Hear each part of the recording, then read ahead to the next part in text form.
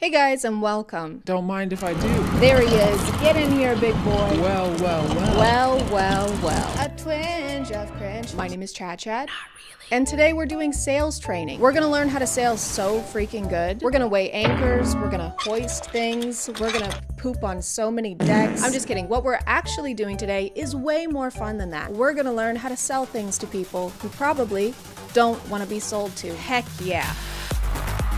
And who better to teach us than the #1 salesman in the world, Andy Elliott. Andy is a world-renowned salesman who found a bunch of success in sales and now has courses so he can pass along his knowledge in the industry. On TikTok, he posts a lot of clips from his seminar, which is called The Master Closer, and that is referring to closing deals, not someone who gets off by leaving the room.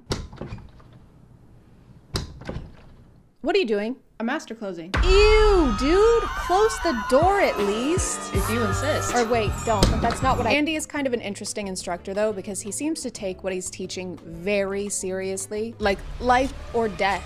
Seriously. If someone right now, I'm just giving an example, kidnapped your family and said they were going to kill them unless you tripled production or revenue in your company, you can do it in a heartbeat. Why someone got to kidnap them? Why's that even gotta happen? It doesn't gotta happen, Andy. No one said you have to do that. And how is my family being in a traumatic situation helping me make a sale? I'm just gonna be more stressed. And if you sign the papers today, we'll throw in 12 months of SiriusXM. That's okay. Who are they? Oh, this is my husband, Ryan, and our 2 kids, Leslie and Morley, and that is their armed kidnapper. Are they okay? They will be if you buy this 2012 Ford Fusion with great reliability and resale value. Mommy, I'm scared. Mommy's working. But if you want a really great deal, you should check out today's sponsor. This video is sponsored by Toon Blast. Toon Blast is a free-to-play mobile game that you can download on all devices and level up by solving puzzles and blasting cubes. And once it's downloaded, you don't even need Wi-Fi to play. You can play it anytime, anywhere. You can play it with a mouse. You can play it in a house. You probably will play it in a house. It's also very easy to play, so within a few seconds, you can be zooming through levels. There's not even any ads to interrupt your playtime, so you can zoom right through those bad boys. Since there's really no learning curve, the game is super easy to pick up. Not as easy to put back down though. That might be why they have millions of reviews on the App Store and Google Play. There's over 7,000 levels to unlock and explore. You can even compete against other players or play challenging mini games to unlock extra lives and coins. Or you can join teams with other players to unlock even more rewards. But most importantly, things explode a lot. And that's my favorite part. I love exploding all over the place. If you want to check them out, you can use the link in my description or scan my QR code to get 3 hours of unlimited lives and 100 free coins. Thank you to Toon Blast for sponsoring today, and let's get back to the video. The way Andy teaches sales kind of reminds me of the Alpha Bootcamp that I just made a video about. He'll tell people to come up and do push-ups if they answer a question wrong, or even just in a way he doesn't like. All right, get that fucking weak ass up here. Let's do 20 push-ups. Come on, come on. He talks about kidnapping and torturing people way more than the normal amount being none. Number 1, your script. I should be able to pull you up in the middle of the room, flip you upside down, pour water on you, waterboard your ass, slap you in the face, and say it. ABCs, happy birthday, date of birth, what's your name? Whatever I ask him, you should be able to tell me. You need to know your name, your birthday, your ABCs, and if you don't, I'm gonna torture you. Very good. And what does W stand for? I don't know. Waterboarding. When he's not threatening to torture or kill their families, Andy likes to body shame the people who attend his seminars. Garrett, take your shirt off. Come on, Garrett. Take your shirt off, Garrett. Bringing a volunteer on stage for anything is awkward enough, but then asking them to take their clothes off? Imagine attending a sales seminar and then being asked to strip in front of Mr. Clean. I may only kill 99.9% of germs, but I kill 100% of my deals.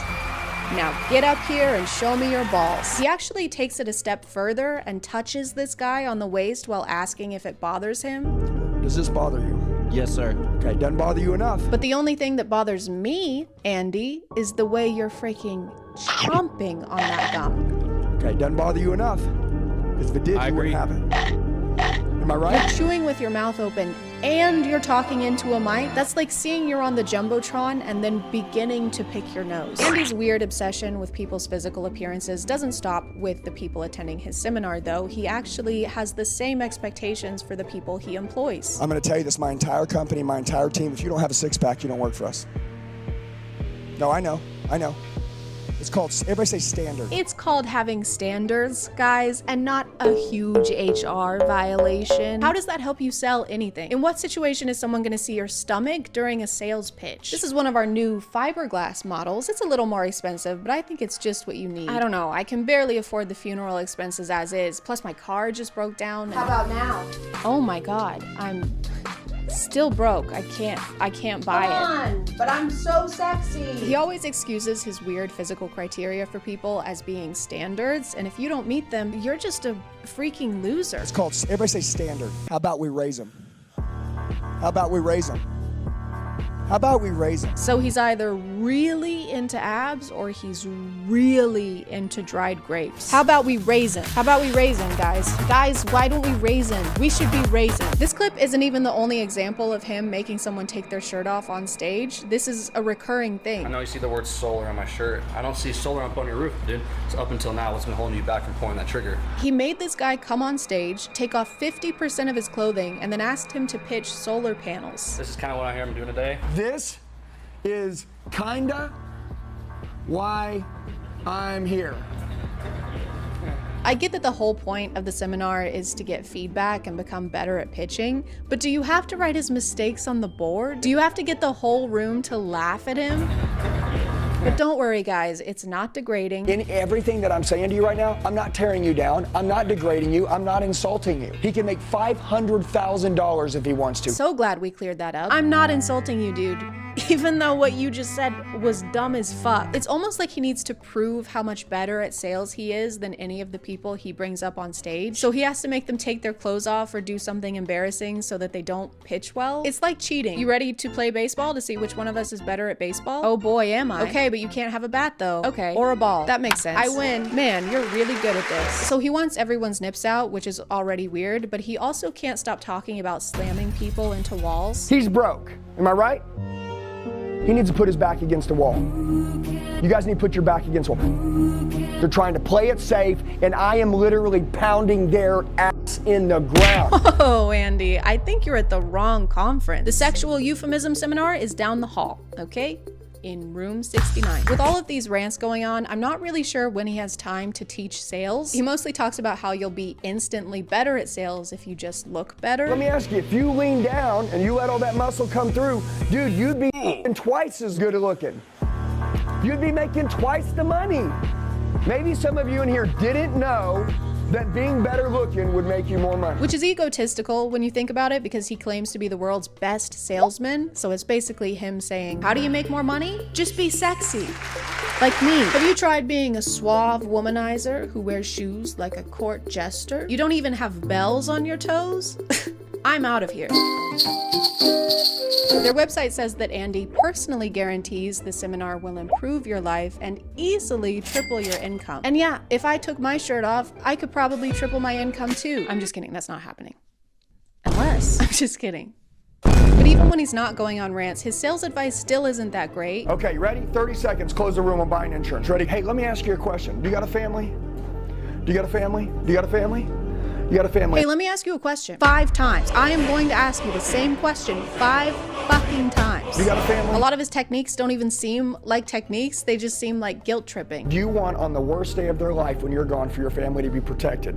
Yes or no? Okay, it's black and white. If you do, we need to make sure they have life insurance. If you don't, it's not important. Would you agree? Let me ask you a question. Do you love and care about your family and want to keep them safe? Or do you hate them and hope they die? AKA, don't want to buy my solar panels. There is no in between. It's black and white, this or that. What happens when he tries this approach on someone who doesn't have a family? You have a family? You have a family? You have a family? You got a family? You got a family? Well, I did. Do you have a family? You got a family? Find the courage to say yes, regardless of what it costs. And you went home and you said, hey, baby girl, didn't matter what it cost, you're number one to me. And to prove that, I went ahead and pulled the trigger on the kitchen remodel because you're number one in my life. Do you think she'd have a problem with that? Yes, Andy. I think she might have a problem with that. You know what would make your wife super happy? Spending thousands of dollars without telling her. She might even slam you into the wall and pound your ass. Again. He even admits at some point that he never really knows what he's talking about. Do you need to know how solar works or do you need to know how to sell it? sell it. Dude, I broke the record in the United States for selling cars when I was young. I didn't know anything about cars. I don't give a how it works. What does solar do? Yeah, who gives a how it works? I don't know. The potential customer might care how it works. The overall message seems to be, it doesn't matter what you say or what you know, as long as you say it confidently. And I thought this was a seminar for salespeople, not politicians. You know, Andy creates unnecessary hypotheticals and makes people super uncomfortable on stage, but at least he's open to criticism. By the way, if I say something that offends any of you, it's because you're f***ing ego. You can die with that f***ing ego. You can die f***ing broke. Okay? Whoever's not with them, go f*** yourself. We don't need you. Man, I'm sorry, guys. I was about to say that it's possible to be a salesman and teach people how to pitch products without weird power trips or humiliating them based on their appearance, but I just realized that's my ego talking. Also, I'm poor and should probably die. You can die f***ing broke. I think this is all just a result of telling someone like this that they're the best at something too many times. It's kind of like Pinocchio, but instead of lying every time someone compliments him, his pants get a little bit tighter. To me, it seems like he gets off on the idea that he's better at sales than everyone in the room, which, yeah, that's why they're there. You can't rub your knowledge of something in the faces of people who are paying you to share it with them. You'd never see any other kind of teacher doing that. Can anyone answer this one for me? No? Josie? I'm not really sure. See, this is why you're all broke. We don't know how to solve that problem yet. You know what else you don't know how to solve yet? Being short. What? None of you have jobs, and I bet most of you still live with your parents. We're in kindergarten. I know how to solve this because I'm not a dumb little kid like you. That's why you're the teacher. Everyone point and laugh at Josie. Do it. I can't even count to 5. Hey guys, look, this is Josie. What an idiot. I'm so much smarter than you. I'm gonna call it there, guys. Thank you for subscribing, and if you are still here, thank you so much for watching. I appreciate you clicking on my video out of all the videos that are on here, and I'll see you next time. And don't forget to check out Toon Blast by scanning the QR code or clicking the link in the description for 3 hours of unlimited lives and 100 free coins. Okay, thank you. Love you. Bye.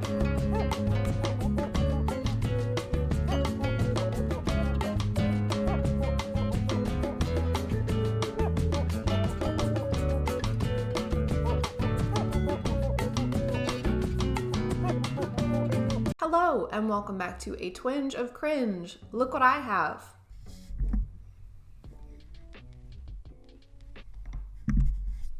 It's a mic. My office is kind of empty, so if the audio still sounds a little echoey, let me know. I might have to get wall panels or something like that. I'm also sitting down because I was recording for 2.5 hours for the last video I did, and my feet broke. So I don't know what your expectations are as far as posture, but if I were you, I'd keep them very, very low. I'm trying to find a way where I can upload more than 1 video a week. So I'm doing more of like a reactionary kind of video today. Is that a word?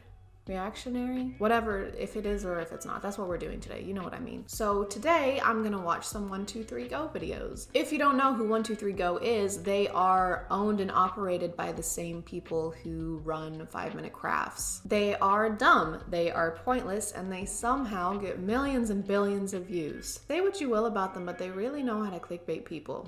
Right off the bat, there's just a lot of color. I don't think I've ever met a person who watches these videos voluntarily. Oh, hold on a second. David's coming here now? But I'm with Betty. Gorgeous, perfect hair and makeup Betty. Okay, I get it. So, Resin Earrings over here is in love with Betty, obviously. And she doesn't want this David person to come and ruin her date because she's gonna make a move. Got it. No one wants their boyfriends around that. Oh. Never mind. Please, can you just be ugly for once? Fine. Only 'cause you're my bestie. Gonna need a hoodie for this one. There we go. Okay, really crazy brows. And the finishing touch. This is awesome. Or you could just tell David you want to hang out with your friend alone and bypass all this cliche glow down shit. Hey, babe. You remember my friend Betty? Whoa, is that even a human? Are those glasses? Is that even a human? If you're a woman and you wear a hoodie to lunch, you're a failure. He says as he shows up to lunch wearing a hoodie and a backwards flat bill hat. The absolute peak of male fashion, I might add. What a beautiful day to chat with a girlfriend. May as well take a stroll.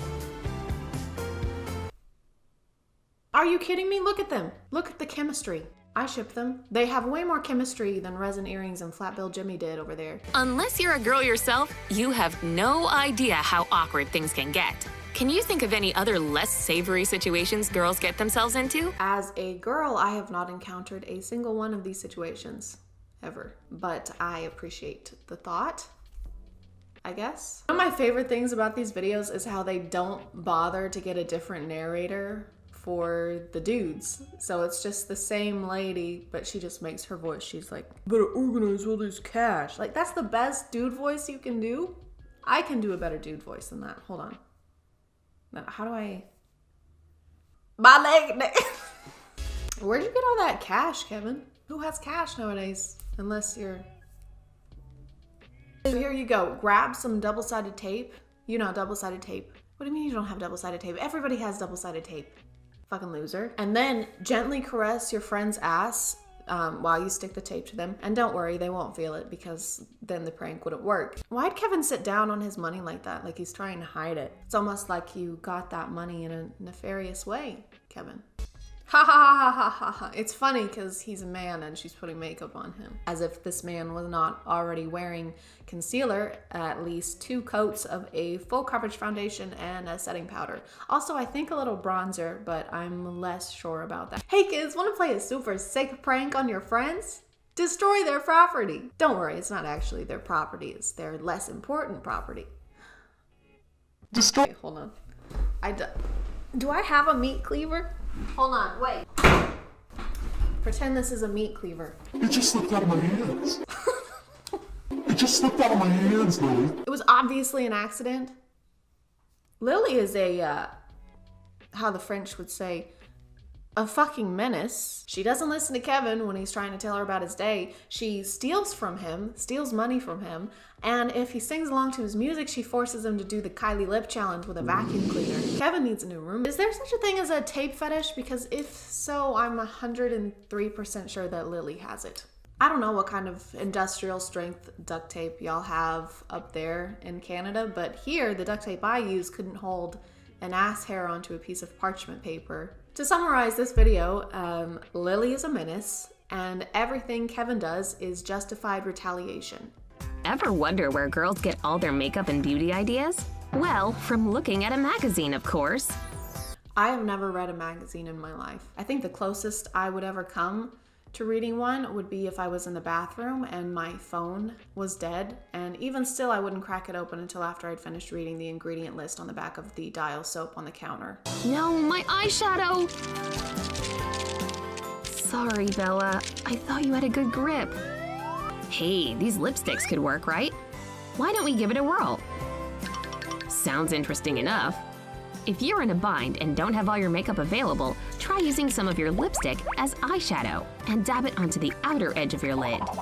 Actually, do not do this. I don't know much about makeup ingredients, but I seem to remember hearing something about why you shouldn't use lipstick on your eyes, especially red lipstick. I think there's a dye or a certain chemical in there that's especially not good for you, but I'm gonna leave that to Research Chad to figure out and explain to us. It's only an hour until Bella's big birthday bash. You'd better hurry up with those balloons, Lana. You're running out of time. Oh gosh, what happened to my makeup sponge? It looks like you wiped your ass with it and then rubbed it in dryer lint. Hey, here's your deflated balloon. I wonder if I could use this thing as a makeshift sponge. Start blending it in with gentle pats. Hey, that doesn't look half bad. Instead of washing your beauty blender or refraining from using it to wipe your ass, just use one of the balloons you have laying around for your birthday party. What do you mean you don't have a birthday? It's not your birthday? Oh, no. Well, this hack is really convenient, but only on one day out of the year. But on the day that it is, on the day you can use it, it's stellar. All my blush wore off. I look so pale and splotchy. Yeah, you basically look like a vampire. I'll just pop on a little blush and all will be better. Did I seriously forget to put it in here? I can't even believe you. Lana, you might as well go home because no one wants to look at your hideous, blushless face for the rest of the night. Pucker up and put your freshly painted lips onto a paper napkin like this. Press the mark to your cheek like this. There you go. Wow, that really does look like you're wearing real blush. See the difference?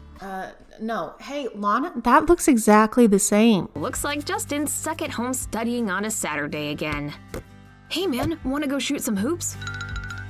Whatever. Aw, poor guy. He's never gonna get through all this in time to play. Now it's time to bring this bad boy into the mix. Catch this one, buddy! Whoa! Justin didn't think he was sitting in the splash zone, did he? Hey, is your friend studying too hard? Do you want to help relieve some of the stress they're feeling? Well, destroy their property. Fully ruin their homework so they have to start over again. Problem solved. That'll be $29.99. Yes, that's right. Watching this commercial will cost $29.99. But wait! Call within the next 5 minutes and you can watch this twice for the same cost of $20. Kevin's asleep. Turns out makeup can be used lots of ways. Oh, okay. We're gonna put more makeup on Kevin. Huh? What happened? I don't know why you guys are acting so weird. Phew, my hair still looks good. What's all over my face? Oh. Destroy your friend's self-confidence. I'm just gonna close this computer very slowly. Put makeup on him. Justin's gonna be in for a rude awakening in a couple minutes. Don't laugh, Kevin, you wake him up. And now we just have to wait for the magic to happen. And that time is now. Don't laugh, Kevin. You'll wake Justin up. All right, now it's time to wake Justin up. Yes! Ooh, man, that had to hurt. I think I've met my limit of how much brain-eating content I can watch today, so I'm gonna end it there. If you are still here, thank you so much for watching. I appreciate you clicking on my video out of all the videos that are on here, and I will see you next time. Okay, bye.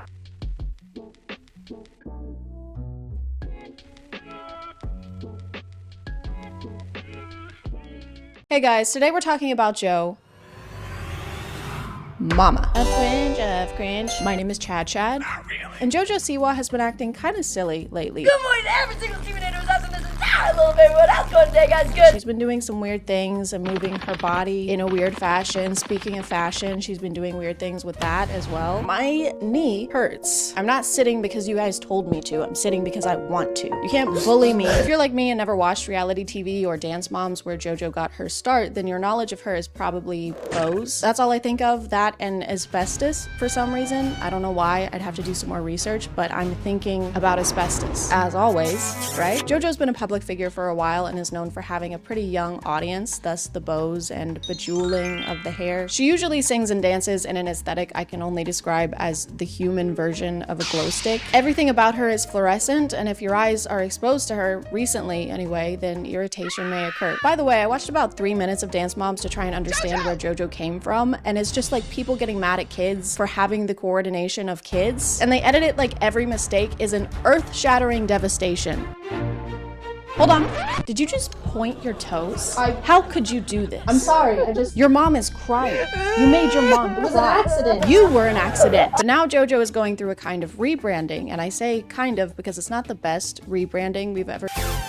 She's coming out with a new song tomorrow, actually, and I know that because she has not stopped talking about it. JoJo, you coming out with some new music. What? Yes. No one knows what's happening. No one knows what's going on. I do. I know what's happening. Nobody else. So fun to watch. From what she said in her social media and in interviews, it seems like this song is supposed to break her out of her past career geared towards younger audiences and be the turning point that lets us know this isn't for kids anymore. She's not a good, sweet girl. In fact, you might even say she's a bad girl now. Warning. The following content is not made for children, may contain sexual themes, violence, strong language, dramatic scenarios, and flashing lights. Viewer discretion is advised. But JoJo's transition into an edgier persona isn't really being taken seriously by people, specifically people on TikTok. Then again, nobody really takes anything seriously over there. Once she started teasing her new song and her new era, people started making predictions of what they thought it was gonna sound like, and they were completely right. Karma's a bitch. Karma's a snore. I'm a bad girl, I was a bad girl. The lyrics from what we've heard so far are kind of cliche, kind of things that we've heard before in similar songs. I want to start a new genre of music. And they said, what do you mean? And I said, well, it's called gay pop. Songs like Applause by Lady Gaga. It's the On My Own Miley Cyrus. Can't Be Tamed Miley Cyrus. But according to JoJo, it's the music video we need to watch out for. I've gotten this comment a lot. The thing is you think I have. Everyone's been talking about the song, oh, this about the song, that about the song. No one's even questioned the music video yet. I'm about to start sharing some things from the music video, and that's where shit gets real crazy. What could it be, guys? What's gonna happen? I wonder if there could be music or video. What if there's both, guys? Guys, what if there's both? Or what if there was today's sponsor? This video is sponsored by Raycon. Mother's Day is coming up, and you know what mothers would love? Some freaking peace and quiet. With Raycon, you can give the gift of tuning out the world around us with their everyday earbuds. And if you ever need to tune back in, just use the everyday earbuds awareness mode. With the press of a button, you can go right back to hearing the jovial, tranquil sounds of motherhood. Raycon's quality is on par with audio brands you know and love, but at prices you'll love. And also know. I'm a fan of their optimized gel tips. My ears are almost as sensitive as my heart. But with these, my ears have never felt uncomfortable and they've never fallen out or even budged. And with 8 hours of playtime and a 32-hour battery life, I can use my everyday earbuds while I stress clean for an entire day instead of working on a video or literally anything else I should be doing. The everyday earbuds have multiple tap functions so I can make or take calls while I'm on the move. They're also water and sweat resistant, so if I accidentally drop them in my armpit, they'll be fine. If you want to check them out, just click the link in the description or go to buyraycon.com/ChadChad to get 20% off your Raycon purchase plus free shipping. Thanks to Raycon for sponsoring, and let's get back to the video. Everything I've seen so far in their marketing is exactly what you would expect. The lyrics are what you would expect. The dancing is what you would expect. And for something to be edgy, you have to be on the edge, you know? You have to edge us. In one of her podcast interviews, she mentioned she was actually worried to sing the lyrics to her new song. I was very afraid of the lyrics of Karma. I wasn't ready to say I was a bad girl. If I had a wish, I would have never effed around. I wasn't ready to say I'm a bit of a stinker. I wasn't ready to say F this or freaking dang it. You wouldn't last a second inside my mind. A single glimpse would drive you insane. Shoot. Crap. Fiddlesticks. According to some of her interviews, JoJo thinks that this is the most extreme jump from child star to adult artist that we have seen yet. No one has made this dramatic of a change yet. No one has made, in my generation, this extreme of a switch. And I am the first in the generation. It is very scary, but someone's got to do it. They probably just didn't talk about it as much. In most of those cases, it just happened and they didn't have an entire campaign planned out. It's not as extreme and dramatic if you've been constantly warning us that you're about to do something extreme and dramatic. Hey, just letting you know, I'm about to jump out from behind that wall and scare you. What? No, don't do that. This is gonna be the most scared anyone's ever been. No. Are you ready? No. I'm gonna do it. No, don't. I'm gonna do it now. Don't do it. Boo. Nothing? No. I'm friends with Shane Dawson. Oh my god. At this point, she's teased and promoted this song so much that I feel like I have a pretty good understanding of what's happening in it, and I have yet to see the extreme part. She's been posting so many clips of this song on TikTok that after scrolling through her feed for about 30 minutes, I had it stuck in my head for the rest of the day. The rest of the week, actually. Me trying to get this song out of my head. This is me. Get it out, please. Like it or not? What's been in your head the last 3 days? You don't want to know, JoJo. You wouldn't last a single second in my dark and twisted mind. You don't want to know what's up here. Gosh. Darn. It's a torture. It's torture. Constant torture. She'll post videos from her car a lot, singing the song, mouthing along to the song, dancing to the song.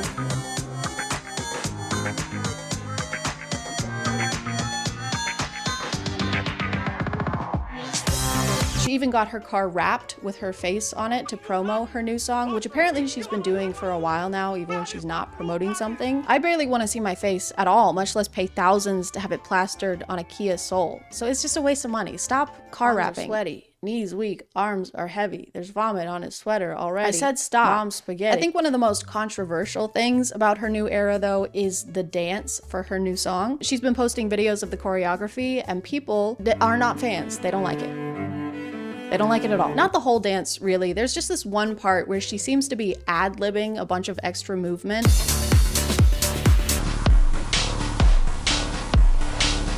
The other dancers don't seem to be doing quite the same dance that JoJo is, but despite the spinal trauma, she can't stop doing the dance. Literally, she'll go through the dance sitting in her car, she'll rehearse the dance after rehearsing for 12 hours, she'll rehearse the dance in bed.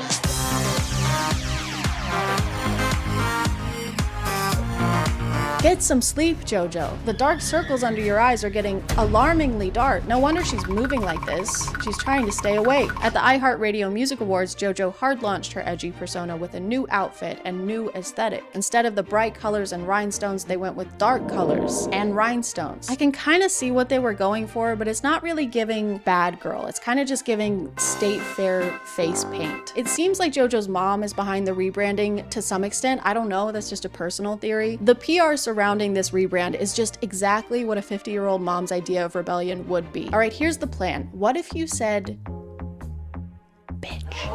That's bad. That's pretty bad. What if you went to a red carpet event wearing makeup similar to a hip and current band? Like, I don't know, Kiss? I already had this as a working theory, and then I found this TikTok of JoJo not knowing who Gene Simmons is. Like a sexy glam Gene Simmons sea creature. Going on here. You know, the amount of references that people have told me I look like in this video that I have no clue what they are is sickening. I'm adding that one to the list, but I'll take it. That's a gavel. I rest my case. When I first saw JoJo talking about 12-hour rehearsals, I was thinking, wow, that's dedication. I can't think of anything I would want to do for 12 hours straight besides kiss and smooch Harvey from Stardew Valley. But then I realized that she has a team of dancers who also have to endure these 12-hour rehearsals. And that seems like a little much. I don't know if it's necessary either. This doesn't look like it requires recurring 12-hour sessions of rehearsal.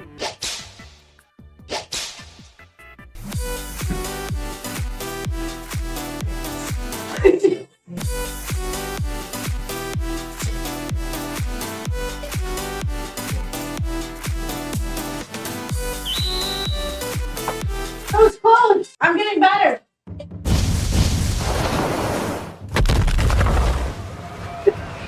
I'm getting good!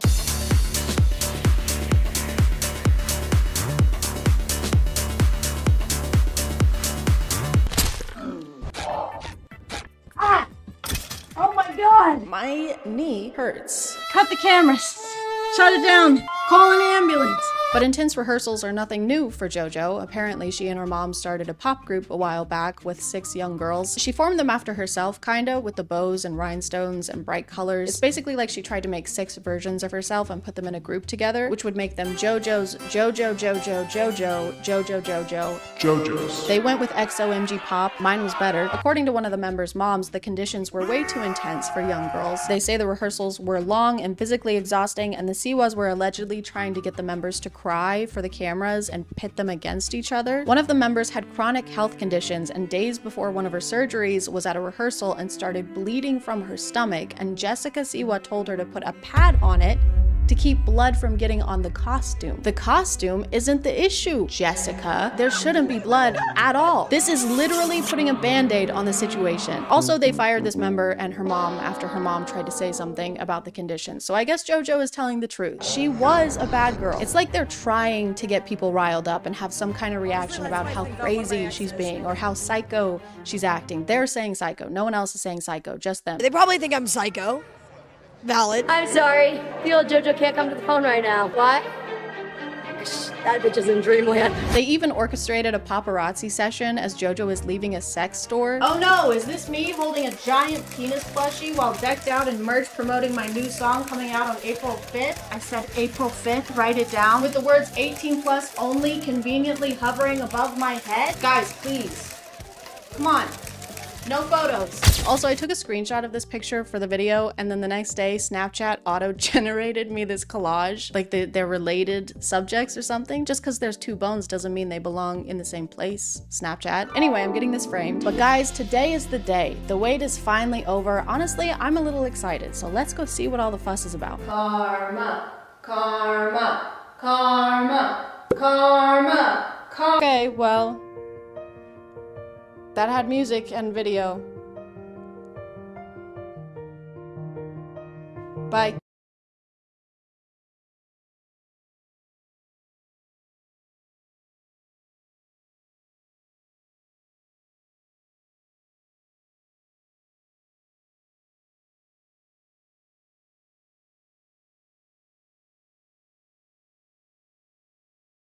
Hey guys, do you hear that? Hang on, something fishy's going on. Just a second.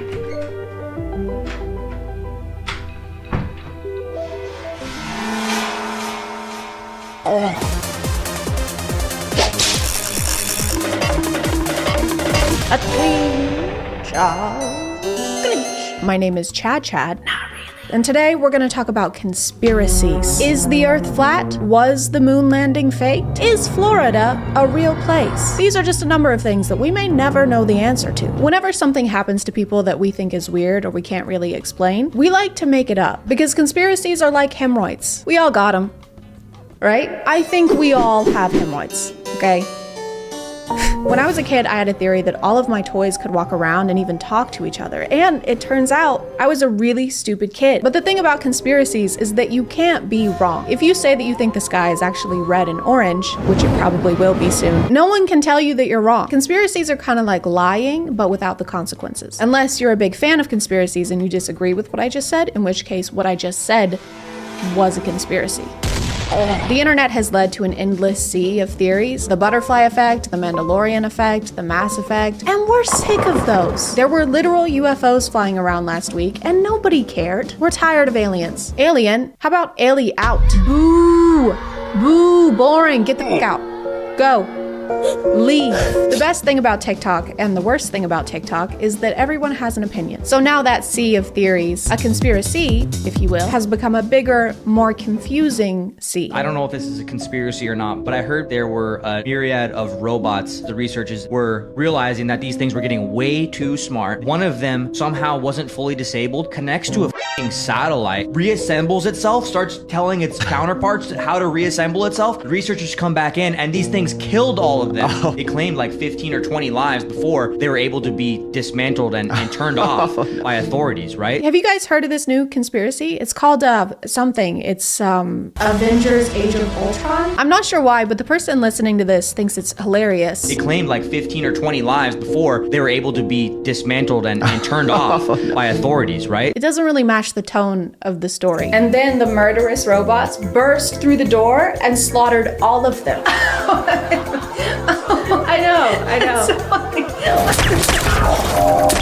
The story always kills. But you know who else is killing it is today's sponsor. This video is sponsored by HelloFresh. Wouldn't it be great if the fresh ingredients and recipes you needed to make home-cooked meals just showed up on your doorstep every week? Man, that would be really cool. I wish that could happen. It can happen. It can happen. With HelloFresh, you don't have to make lists or stand in line at the store. You just go online, choose from 40 weekly meal options, then whip it up using their easy-to-follow recipes. Every step is explained in simple, to-the-point instructions along with pictures so that you can keep up with what your food should look like at each stage. Everything is pre-proportioned so that there's little to no food waste, and you can customize your meals by swapping out sides or types of protein. They also have a lot of veggie options that use seasonal ingredients picked at peak ripeness. Plus, it's cheaper than eating at a restaurant, and you don't have to change out of your laying around the house pajamas and into your going out in public pajamas. It's a win-win for Din Din. You do still have to do your own dishes though. Or don't. I'm not your mom. If you want to check them out, just go to HelloFresh.com and use code ChadChad60 for 60% off plus free shipping. Again, that's ChadChad60 for 60% off at HelloFresh.com. Thanks to HelloFresh for sponsoring today, and let's get back to the video. Now that we've moved on from aliens, we finally have time to talk about more interesting things, like doors. If giants aren't real, who built this and why?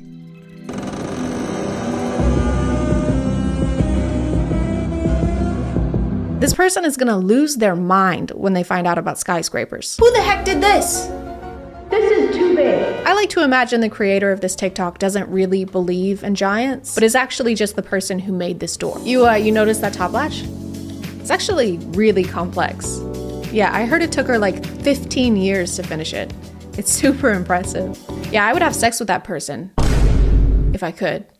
But it turns out the real giants are busy protecting our entire planet. Is down there. Giant monsters. They're a natural defense mechanism from the planet. Could you give me an example of what one of these giants look like? I only have one personal experience that I was there for, saw with my own eyes, and experienced with my own 5 senses. Oh, you only saw the 300-foot-tall billion-year-old giant monsters once? One time? Lame. Something that resembles a big furry primate, like a sloth, that walks on its hands and is covered with hair. So the giant monsters are furry, and you experience them with all 5 of your senses. All 5 of them? It was for research, guys. I had to taste the furry primate genitals. I mean giant genitals. I mean giant genitals. I mean genitals. So you're saying that a giant sloth doing handstands is the only thing protecting our planet? So we're oh my god, help! These giant space worms are eating my family! Not to fear, the sloth is here. Oh, thank God. Thank you. Yep, I'm on it. Thank you so much. Yep, we'll get right on that. Okay. When? Just give me a second, done. If you take a picture of a $1 bill, on the back, it looks like an alien. Yeah, I saw that. Yeah, you actually, well, you turn the contrast all the way up. The contrast reveals an alien head and the face, the eyes, everything. It's kind of genius. Did you know that if you completely change the physical appearance of something, the physical appearance of that thing completely changes? This is like the opposite of those zoom enhanced tropes in FBI shows. We got a shot of their plates. Put it on screen. Huh, zoom out. Keep going. Turn up the contrast. Turn down the contrast. Set it on fire. Dehance. We got him. Yes. It's kind of genius. What's in your pocket? Yeah, Roswell. Did you just say Roswell is in your pocket? That's a big ass pocket. Is that a southeastern city from New Mexico in your pocket, or are you just happy to see me? Oh, it is a city? Okay. What I hate about a lot of conspiracy TikToks is that sometimes they'll forget to include the conspiracy part. Because let's say that yes, if you mess with a $1 bill, it does look like an alien. But then what? That's not a theory. Are you implying that aliens live inside $1 bills like little hermit crabs? Or are you implying that the government is run by aliens? Because that's ridiculous. Everyone already knows that. Okay, so here's a $1 bill. I'm gonna see if we can find the alien that lives inside of it. Oh my God, you guys, look at that. Guys, they live among us. This video has been going around on social media of a man who found a mosquito with the number 38 printed on its body. And then the next day he found another one with a different number printed on its body. And of course, there's been a conspiracy. Maybe the mosquito is just like getting tattoos. Did you think of that? What, because they're parasites, they aren't allowed to express themselves? Plenty of parasites have tattoos. Just look at Jeffree Star. I'm not a scientist, but I feel like this is a pretty common thing. We also track like bees and lobsters. We just put numbers on them so we can track their every move and study their behaviors and see where they are and what they're doing. And spy on them without their knowledge. And I think that, guys, I think we're the aliens. The mosquitoes probably have documentaries about us.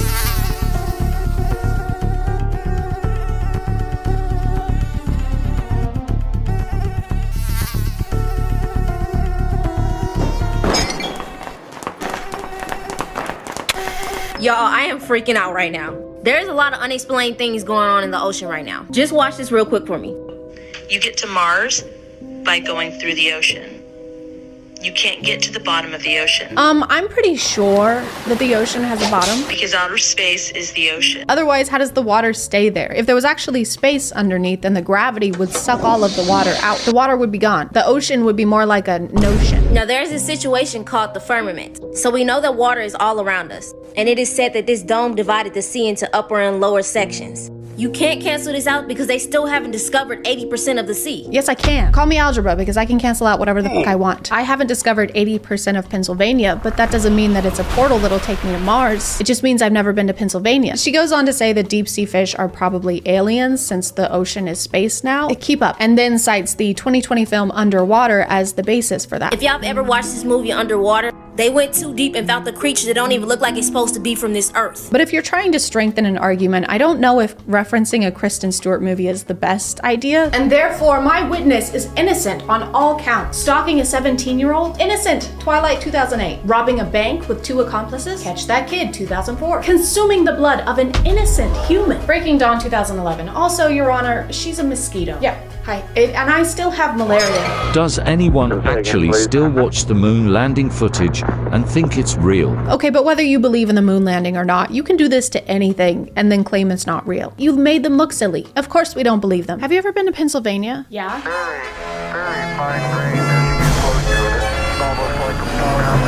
A conspiracy that stayed pretty consistent on TikTok is that all celebrities are lizard people. What that involves is usually pretty vague. It's just if they say something weird or if they do something lizard-like, it means that they eat children, like lizards do. I can say clone, I want to say clone. All right, so there's like a clone bang lead. Right. When it comes out.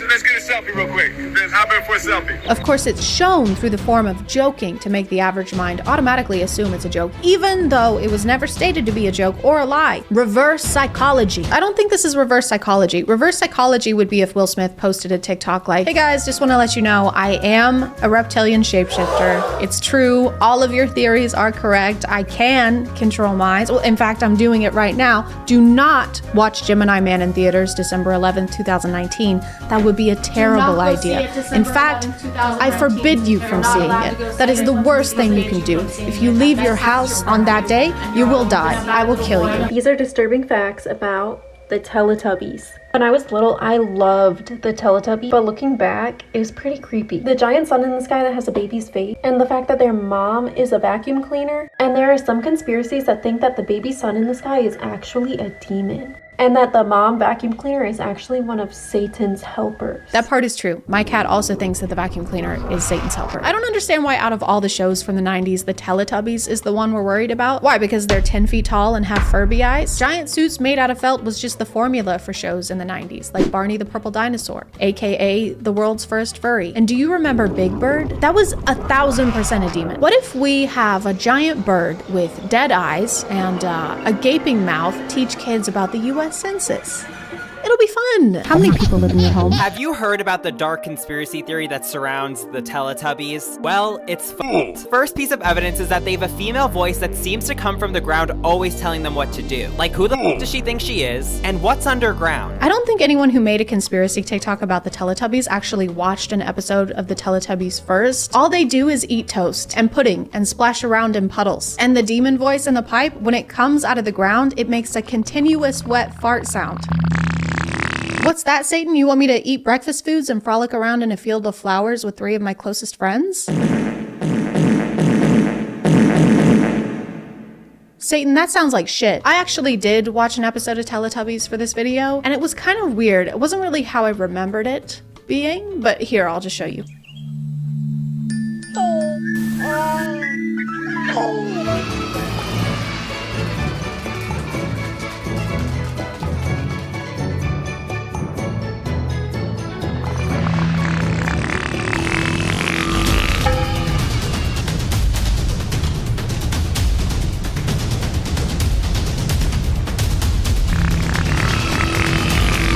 I'm gonna call it there, guys. Thank you for subscribing, and if you are still here, thank you so much for watching. I appreciate you clicking on my video out of all the videos that are on here, and I'll see you next time. Okay, bye.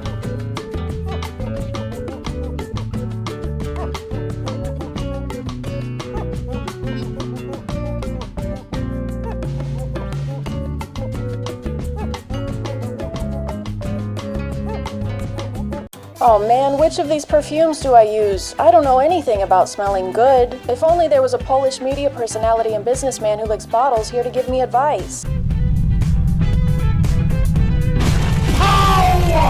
Oh my god, it's a Polish media personality and businessman who licks bottles here to give me advice. Yay! This is a good thing that's happening right now. Hey guys, do you like smelling things?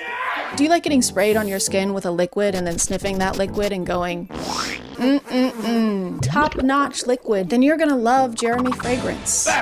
Jeremy is not a new phenomenon. He's been on the internet way longer than I have. He's been reacted to and discussed before because people can't quite comprehend him as a person or why he does the things that he does. Jeremy Fragrance started out on YouTube as a cologne connoisseur, not a colon connoisseur. He doesn't know shit. And in the beginning, he seemed to be actually helpful. He would review colognes and compare them. Sometimes he would poll people in real life to see which one they preferred. He was literally conducting field research for noses. He had this suave, confident aura and was always wearing a freshly pressed suit. And most importantly, he only talked about fragrances. Oat milk is the most similar to mother's milk. It smells so gorgeous. Oh, yeah! Which makes it very convenient that his real and legal name is Jeremy Fragrance. That's such a coincidence. That's like if my name was Flawless Body and Skin and Hair and Personality, because I'm an expert in all of those things. Skip forward a few years to 2024, or don't do it. It's worse here. And recently it's been a little harder to get Jeremy to stay on topic. He does still talk about fragrances every now and then, but not as much as he does things like this.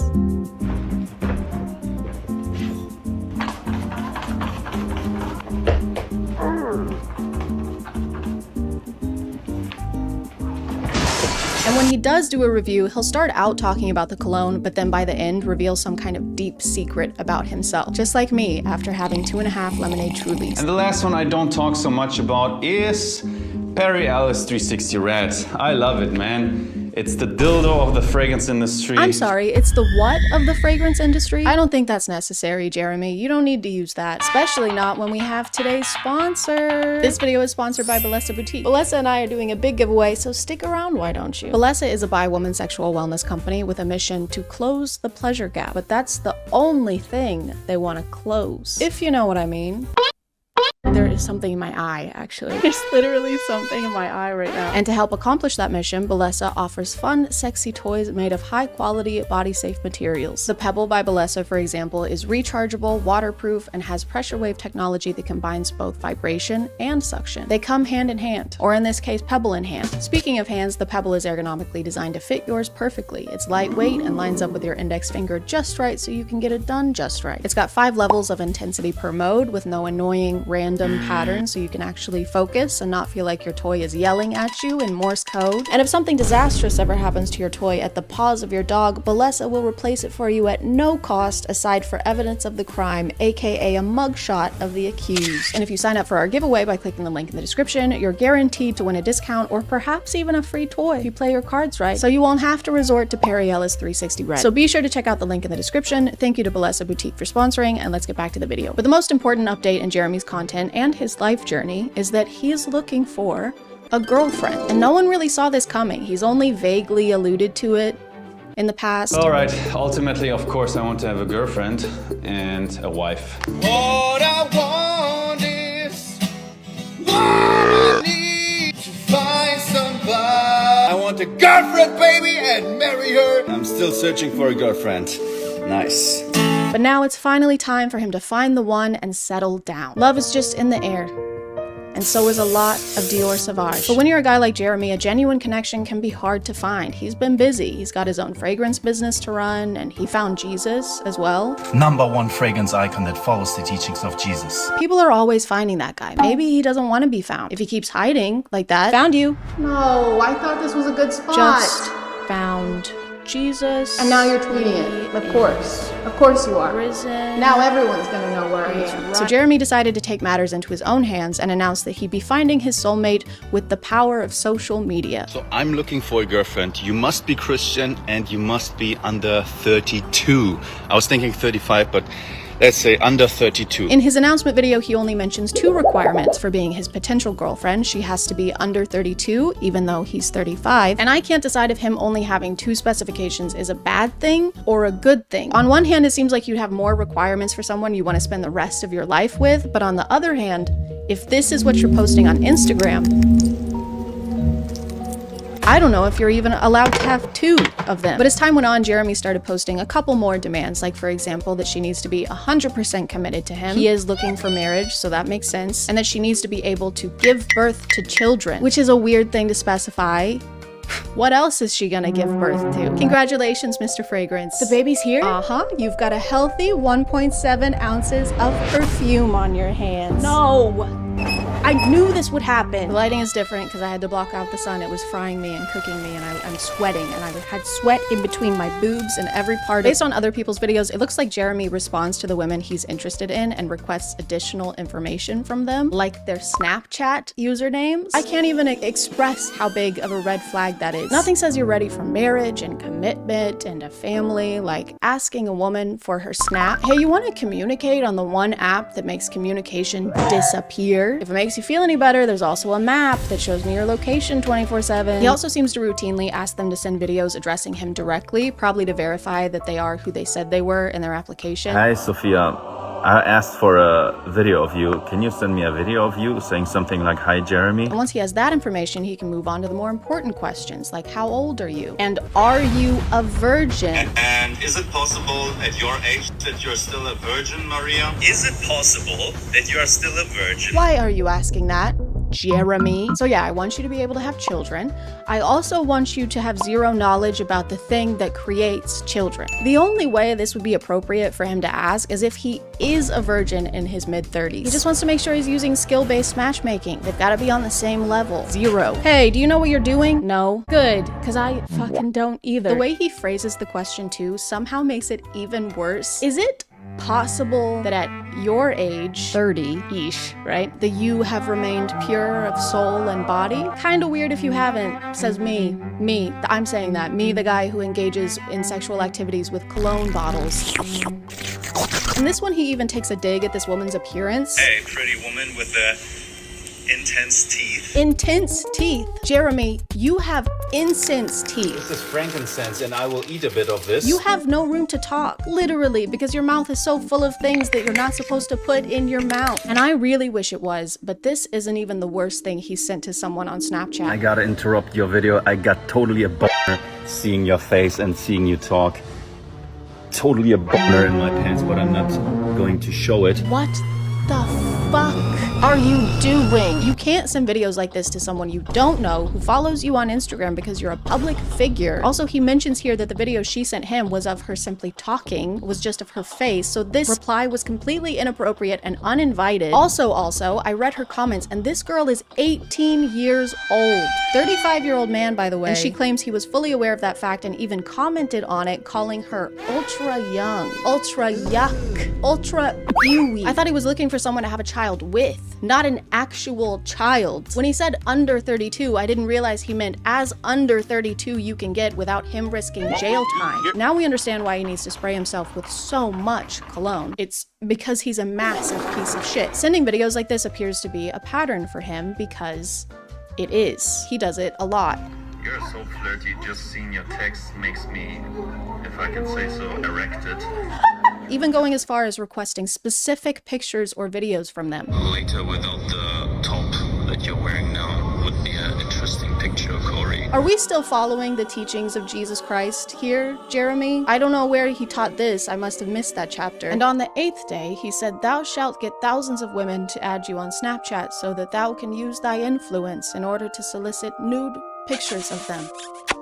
Amen. And these are just the cases of him doing this that people have posted, so it's very likely that he does this all the time. But he's looking for a committed woman, guys. He said so. He said it's great when woman is dedicated to man, so that he can be dedicated to aging like a fragrant, skinned, unrefrigerated avocado. It seems like he's always been kind of weird with women based on the fan interaction videos he posts. Jeremy runs into fans a lot. It's almost like he's the one seeking them out. His thing when he runs into them is to try and guess what kind of fragrance they're wearing, and when it's a guy, it's a pretty normal interaction, but when it's not, he feels the need to make some kind of comment on their physical appearance. Wow, what a woman. Very attractive woman.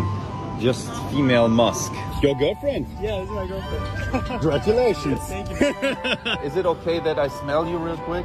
Yeah, I mean, I don't... Basically, he can't see a woman or a girl without trying to flirt with them in some way. So it's safe to say that I have a lot of competition. I don't know what it was, okay? Maybe it's the way his hips thrust in a sporadic, irregular way, or the way he lives so dangerously on edge of the age of consent. But there is just something about him, and I can't live with the regret of never even trying. Just want it noted that I started my quest of trying to get Jeremy to fall in love with me before I figured out he's a terrible person, unworthy of my time. So it's exactly like every dating experience I've ever had. And so I shot my shot. I shot my shot on Instagram and he didn't even look at my story. I shot my shot on Instagram again. I shot so much shots that the state of Tennessee actually tried to protect my rights. But it didn't matter because Jeremy still didn't notice me. So I decided to try and play by the rules. I painstakingly crafted the perfect opening message that no man could decline and then sent it post-haste to his application email. It reads as follows. Dear Jeremy, if that is your real name. It's not, by the way. His name is Daniel. Who does that? Who says their name is something when it's actually something completely different, really, and not that at all? What kind of annoying? My name is not important, and I am a 27-year-old female. Works out semi-regularly and is fertile. Extremely fertile. I have 10 children. I'm also a virgin. Jesus is my number 1. You can be my number 2, though. I'll call you my little doo-doo. This is what I look like, and I would love to chat with you via FaceTime or Instagram. please. And then I waited for days. I didn't even leave my desk. I've been sitting here the whole time. I've peed into every container that can hold pee, and I'm fresh out of containers. Please send help. Or Tupperware. But even after all my efforts, Jeremy didn't respond. What was I doing wrong? I checked all of his boxes. I even gave him a cute nickname. It's cute. It's adorable. The next morning, to my dismay, I saw this on Jeremy's Instagram. Who is that? That should be me. That should be my hand being awkwardly put on his face. That should be my foot being awkwardly put on his face. I felt defeated and relieved. Heartbroken. Mostly relieved. But I'll never stop trying. I'll never stop imagining the future we could have had. I'll never forget. I'm giving up. I'm not trying to get his attention anymore. Oh. I don't want to date him or talk to him. Trick or treat! It's a trick. All of these have machetes in them.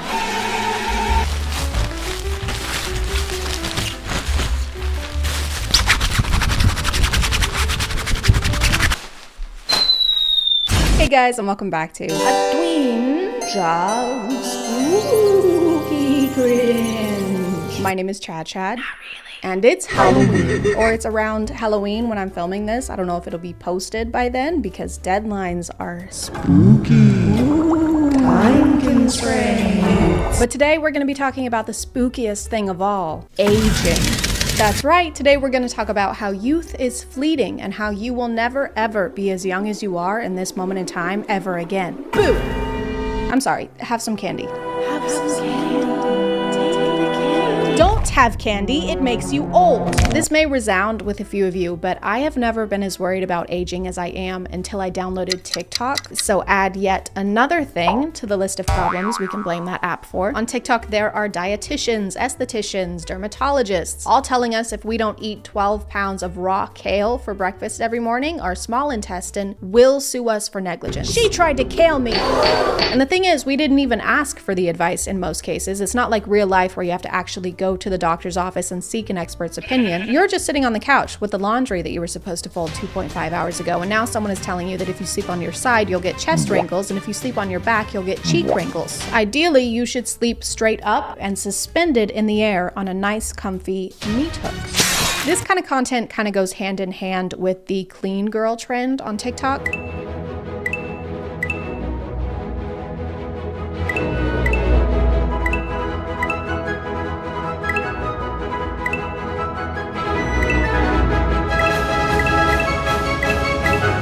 And if you don't do all those things, you are a stinky, dirty girl. Even if you're not a girl, I don't care. You're a grimy little dirt girl, and you probably eat worms and blue cheese.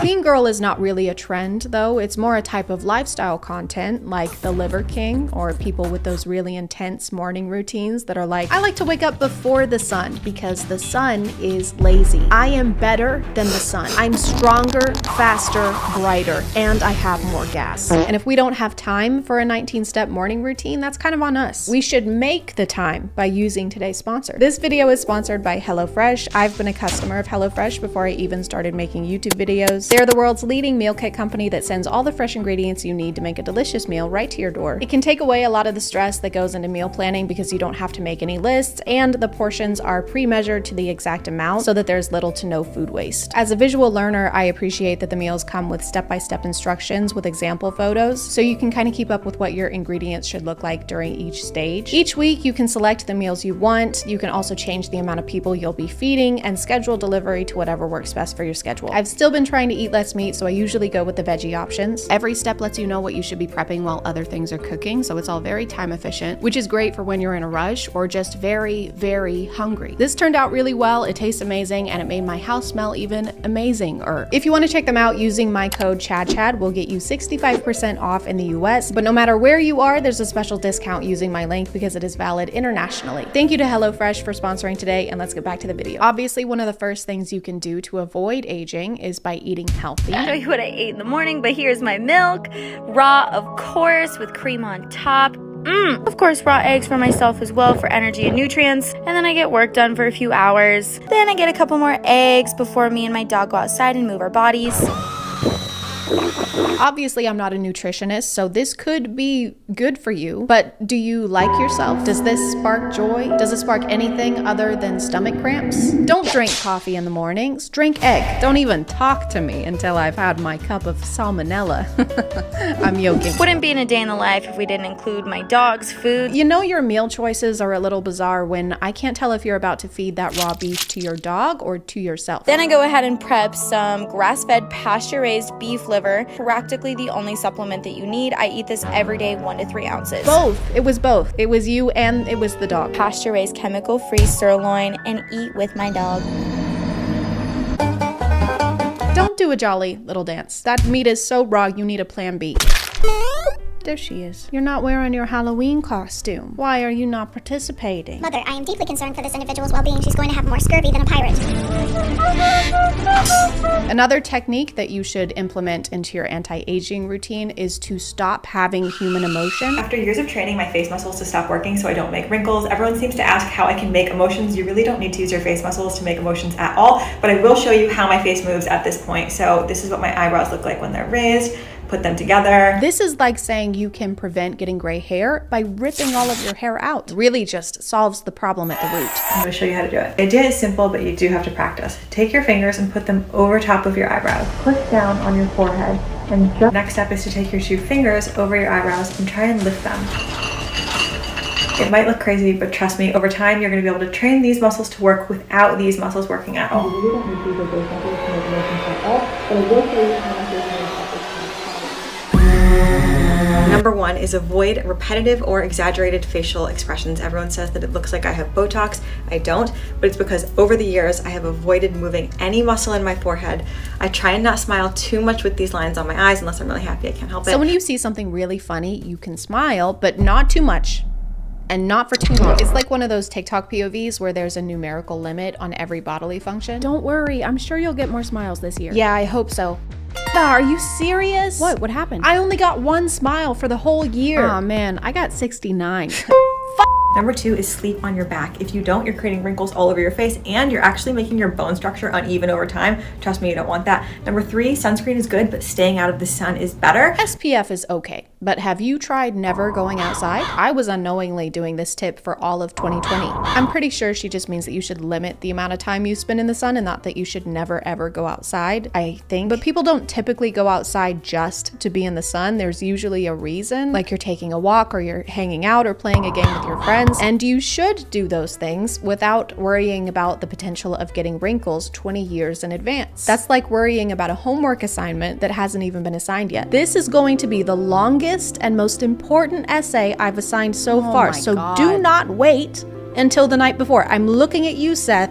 This makes up 97% of your grade. When is it due? When is it due? That's for me to know and you to never find out, Seth. 3 anti-aging tips from a facial plastic surgeon. Number 1, sleep on your back and avoid sleeping on your face. When you sleep on your face and apply pressure to certain areas, you develop these sleep lines that turn into wrinkles over time. There are a bunch of videos like this giving tips on how to sleep to avoid getting wrinkles. You're only supposed to sleep on your back because otherwise you'll age unevenly. But how are we supposed to make sure we're doing that? We're sleeping. You're gonna wanna set alarms for every 30 minutes throughout the night just so you can make sure you're only sleeping on your back. What do you mean you're not comfortable and you can't sleep and you're about to lose your job? Well, don't cry. You're gonna give yourself crow's feet. I would know. What are crows? I'm not saying that you shouldn't do any of these things. Skincare is a hobby for a lot of people. I like skincare. I do some of the skincare. I do some of the skincare things. I even have one of those scary LED masks, probably because someone on TikTok told me to. And it also serves as a low-cost home security system.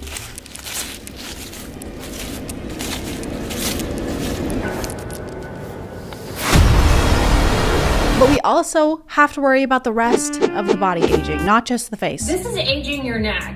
Looking at your phone like this creates a crease here, and combined with UV exposure can cause horizontal necklines, otherwise known as tech neck. So make sure you hold your phone at eye level to avoid unnecessary creasing of the neck. This might be a good posture tip, but I don't think that we're gonna be able to just stop looking down in every situation. Wait, don't move. What is it? There's a rattlesnake right under your foot. Oh my God. Don't move. I'm not. Don't look down. I'm not. I'll get a neckline. Do not move a single muscle. I can't. I trained myself not to use my muscles. Oh shit. He's lunging. Oh my God. Oh my God. Oh my God. Oh my God. Oh my today we need to talk about laugh lines, what causes them, and 3 simple solutions that you can do every single day to treat them. Can you really treat wrinkles? It's not the bubonic plague. There's so many strange terms for this stuff, like aging gracefully. Are we doing ballet? Is this the nutcracker? Am I cracking nuts right now? I want to age awkwardly and clumsily. I want to trip and fall through time and then cannonball into my casket. Then I want my casket sent through a wipeout course. Premature aging is another one. The combination of that creates premature aging to the hands. Premature implies that something is happening too soon or at the wrong time. And there's no wrong time to age. It differs from person to person. That's like saying I came prematurely.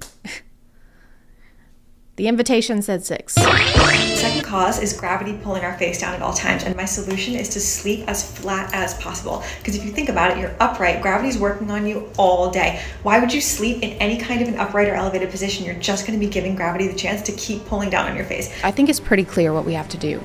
We have to eradicate gravity. Because do we really need it? No, what if it was never invented? Nothing would change. Thanks, but no thanks, Sir Isaac Putin. Why would you sleep in any kind of an upright or elevated position? You're just going to be giving gravity the chance to keep pulling down on your face. Gravity doesn't go away when you're laying down, though. It's not like the monster that's only going to hurt you if your foot is hanging off the edge of the bed. Peacefully finishing my 10-step beauty routine before bed. I could never do that. We know. People aren't ugly because they don't have time to do a super intense nighttime routine. Not only is it time consuming, it's also very expensive. Some of the clean girl routine videos involve closets, literal closets full of products. For a lot of them, that's their job, so it makes sense for them to be trying out new products. They're like the Olympic athletes of skincare. Oh my God, dude, look at this guy. I mean, he's so bad at swimming. Like, what are you doing? Just get better at swimming. I work in a call center, Michael. Who are you taking calls from? Poverty? This is an anti-wrinkle straw. When you drink out of a normal straw, you purse your lips, which causes lines and wrinkles over time. And we don't tolerate wrinkles at Barrett Plastic Surgery. When people call you extra, just look them in their face and say, am I extra or are you basic? Be a blessing. I would rather have wrinkles than dressed like I'm about to cross the glowing sea every morning. The amount of prep work that goes into some of these routines is a lot. How do you have time to do anything else when you're trying to hide from the biggest thing in the galaxy? Hey, are you okay? Yeah, I'm okay. Just thinking about the consequences and minute physical effects of this moment 20+ years in advance. Isn't that making this moment less enjoyable? Yes, but society has taught me that the value of my self-fulfillment pales in comparison to the value of my youth. You want to take a walk? Get some fresh air? Sure, hold on, let me suit up. All of the tips that we've gone over today are kind of a lot to remember, but don't worry, I put them all into a list so that we can keep them in mind 24/7, every day and every night for the rest of our lives. Do not sleep on sides. Do not sleep on pillow. Do not sleep on bed. Do not breathe through mouth. Do not breathe through nose. Do not smile with your eyes. Don't go outside. Do not bend your hands. Do not bend your neck. Don't go outside.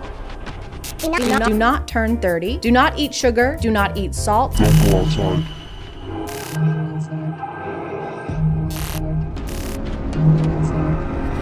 Do collect the blood of 20 virgins and offer it to the universe in exchange for everlasting youth and beauty. Look hot forever. Drink egg.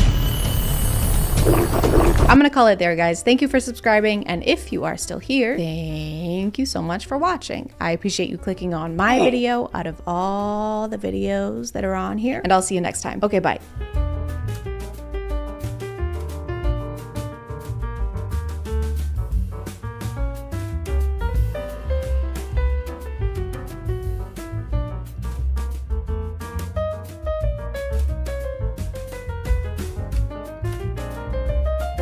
Uh-oh, guys, I'm in the closet during Pride Month, too? That's messed up. Anyway, while we're here, might as well talk about clothes, specifically these ones that you can get here at this website, because they're my merch. They are my merch. I don't know why I said that like it was a question. It's not a question, it is my merch. Here's this design, and this design, And there's also that design. Wow, look at that design. Here's some pictures and videos of me wearing the shirts and looking really good in them because they look really, really good after tomorrow when I've gotten my hair done and it doesn't look like deep fried straw. And if you wear them, it'll make you very cool. I'm sure you're already cool, but these will make you twice as cool. These will make you cool. Anyway, that's the merch, that's the announcement. Now we can get back to it. Fine, we can look at it one more time, since you insist, since you insisted.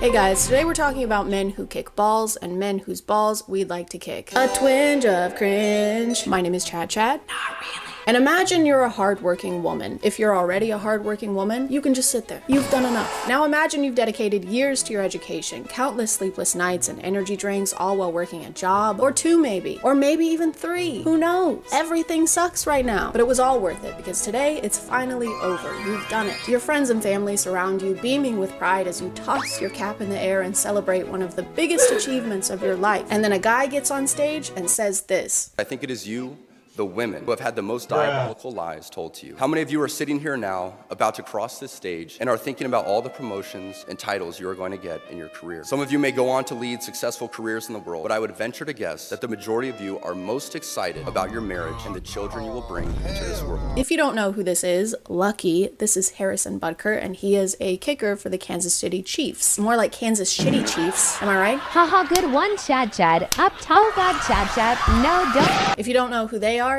Taylor Swift's football team. And if you don't know what football is, figure it out. I can't hold your hand through all of this. Harrison was invited to be the speaker at a graduation ceremony where he decided not to stick to the status quo. No. Stick to the status quo. Did you hear that run? I've got runs. I have the runs. Instead of using his time to inspire graduates or congratulate them on all their hard work, Harrison decided to use his time to complain about things that bother him. And the first thing that bothers him, apparently, is women having careers. And thank goodness he was here to save these women from the diabolical lies such as, hey, if you want to have a job, you can. The true diabolical lies at college are typically more like, this will get you a higher paying salary. You're gonna remember a single vocab word from your 4 semesters of Spanish. Harrison took this opportunity to address women and women only. He doesn't mention the importance of child rearing to the male graduates and brushes off their achievements as being kind of a pit stop on their way to becoming wives. And this might be one of the most inappropriate places to do that ever. The best time to try and tell women what they should be doing with their lives is never, but the worst time is when they're actively doing what they want to do with their lives. They're currently making an achievement toward their career, and you chose this one right now to talk about how they should be getting married. Maybe take a break from the balls and kick rocks for a minute instead, maybe. No, this is not a meet and greet. Everybody's got to come in and say hi. Unless you have anything to say. This video is sponsored by Raycon. Raycon is an expert in giving us the audio quality we expect from the big guys without the big guy price tag. I've had my everyday earbuds for years at this point, and they're great, which is probably why they've sold 3 million of them. But now Raycon is launching the new and updated version of the everyday earbuds. They're coming in a new variety of colors, like this purple one. This light kind of purple is my favorite color right now. It's like they're reading my mind. Get out of there, Raycon. They've also got ergonomic design to fit whatever kind of ear you have. Big ear, little ear, medium little ear, plus a 32-hour battery life and the new quick charge function where just 10 minutes of charging can get you 90 minutes of battery life. They're also waterproof and sweat resistant, so you can wear them while working out. I like listening to music while I get groceries because otherwise I get stressed out by the noises and I can't get groceries. Luckily, these have active noise cancellation, so I can block all of that out, and if someone tries to talk to me, don't. But also I can toggle to awareness mode so I can hear my surroundings very briefly, we hope. If you want to check them out, just click the link in the description or go to buyraycon.com/ChadChad to get 15% off your Raycon purchase plus free shipping. Thank you to Raycon for sponsoring, and let's get back to the video. I'll talk to Harrison all year long, man. I just let him do his thing. I'll talk to him. Go say hello. It's not like in the lunchroom. You say hi in the lunchroom? No, we sit right beside each other in team meeting and I don't say one word to him, only before the season and after the season. That's the only time I talk to him. I think this is just a variation of the podcast effect where something takes hold of some guys the second they touch a microphone. It's like they've never spoken out loud before and they need to get it all out in that moment while they have the opportunity. All right, thank you. Thank you all for being here at my wedding or baby shower, I don't know. Anyway, this reminds me of how much I hate chunky peanut butter. If I wanted to eat peanuts, I just eat peanuts. Honey, could you talk about our love, maybe? This reminds me of how much I would love for women to never speak again. He makes a comment about how his wife's life didn't begin until she married him. I can tell you that my beautiful wife, Isabel, would be the first to say that her life truly started when she began living her vocation as a wife and as a mother. Which makes it sound like women are mindless NPCs just hovering in a market somewhere until you propose to them with a mermaid pendant. I need Harrison Butker to know that I love my kids, I love my husband, but my life ended when I had them.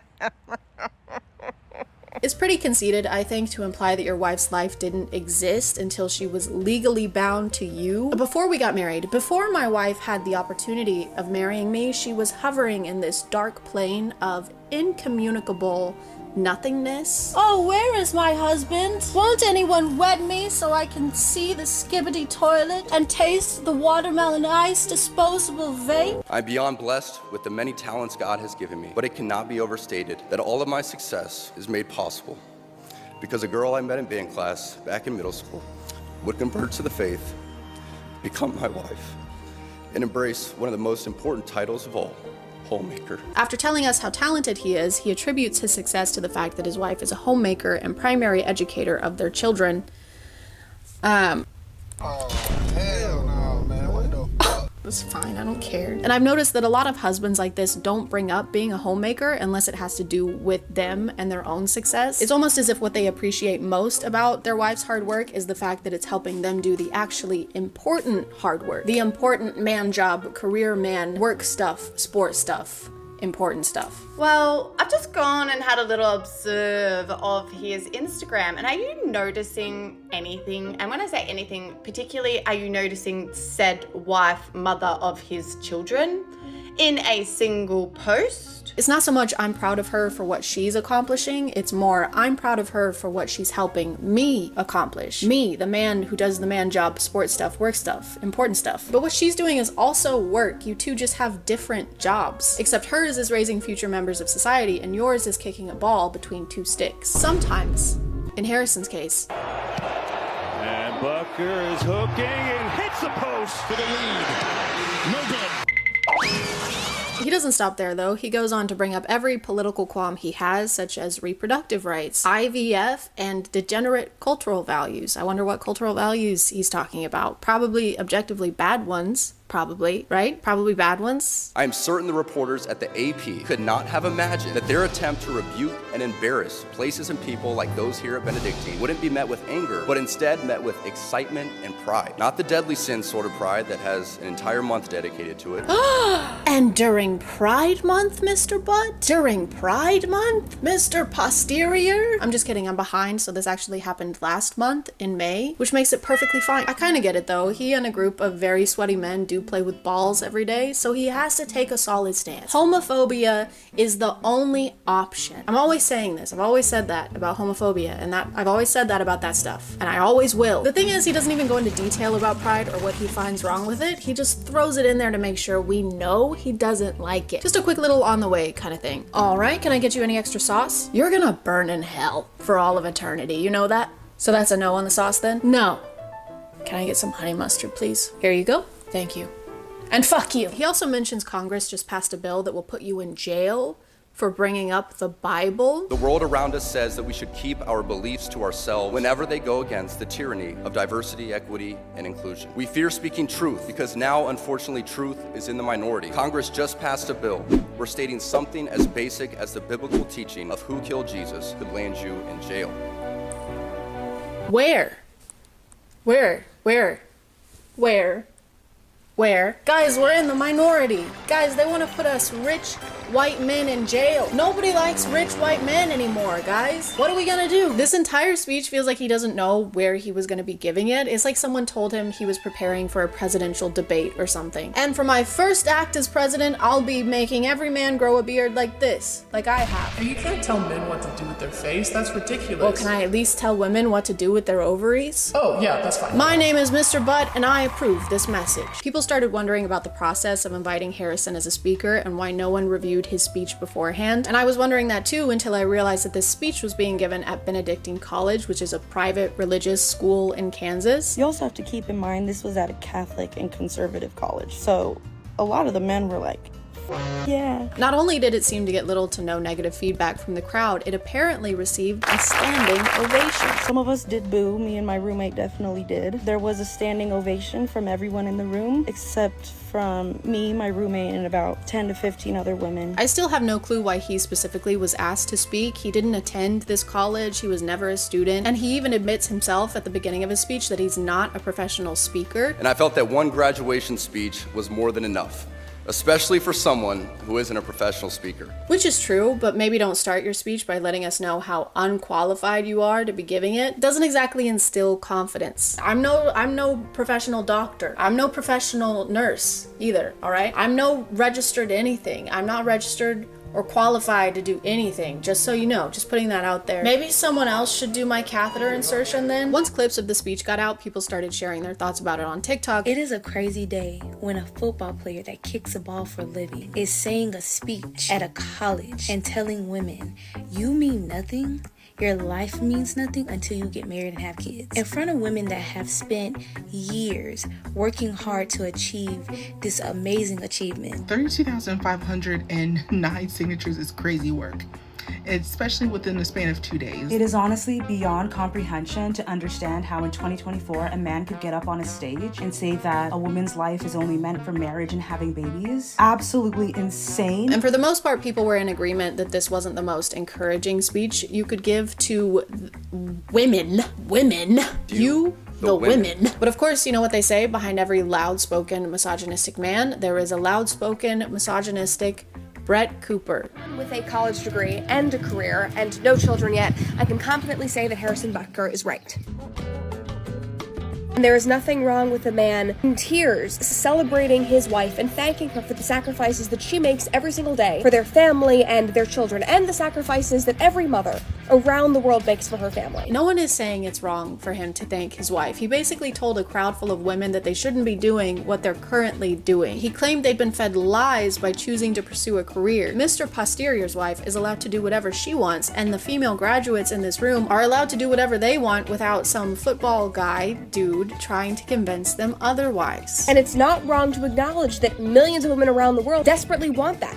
Want to be a homemaker. Are the millions of women with us in this one room at Benedictine College? We're not talking about women who want to have a family and don't want to go to college. That's a completely different demographic. Not to say that some women at this graduation don't want to have a family. I'm sure plenty of them do. But the fact that the only address to women he makes during this entire graduation ceremony is to brush off their accomplishments and basically say it means nothing in comparison to their wifely duties. Boo. Tomato. Tomato, potato, tomato, potato. I don't know what we expected though. He does have the literal word but in his name. Anything that comes out of him is gonna be shit. For some reason, people like Harrison believe it's women's innate desire to get married, and if they don't, they're denying themselves and are deep down very miserable. Not me though. Deep down, I am nothing. I have no thoughts. I don't actually exist yet, so I'm sorry. Let me just...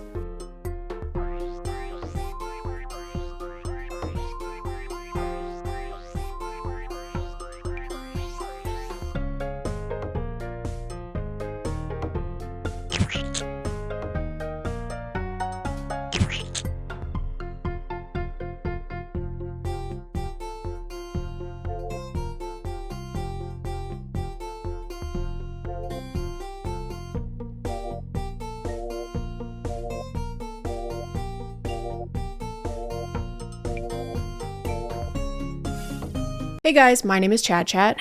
Do y'all remember when people lost their minds over the limited launch of Valentine's Day themed Stanley Cups and would do anything to get one, including waiting in line overnight or even starting group-wide fights? Get him! Get him! Stop him! Stop him! That was crazy. Thank God in 2025 we've learned from our mistakes and nothing like that will ever happen again.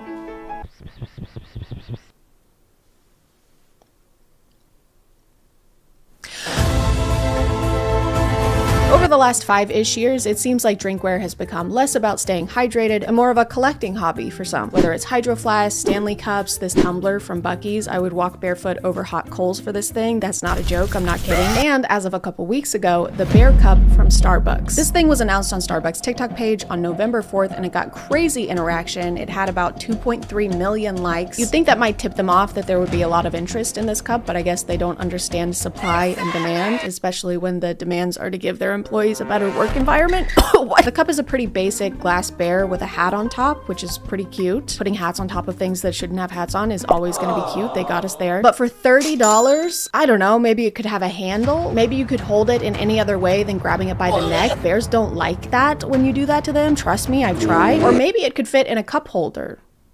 Any cup holder. But despite the price and the impractical design, these things sold out basically everywhere in minutes. The store is now open. Run. Or sometimes in seconds. Oh. That's it. We only had 6. And I guess that makes sense for a high-ticket item like this was. Everyone wanted to get their hands on it. I mean, their paws on it.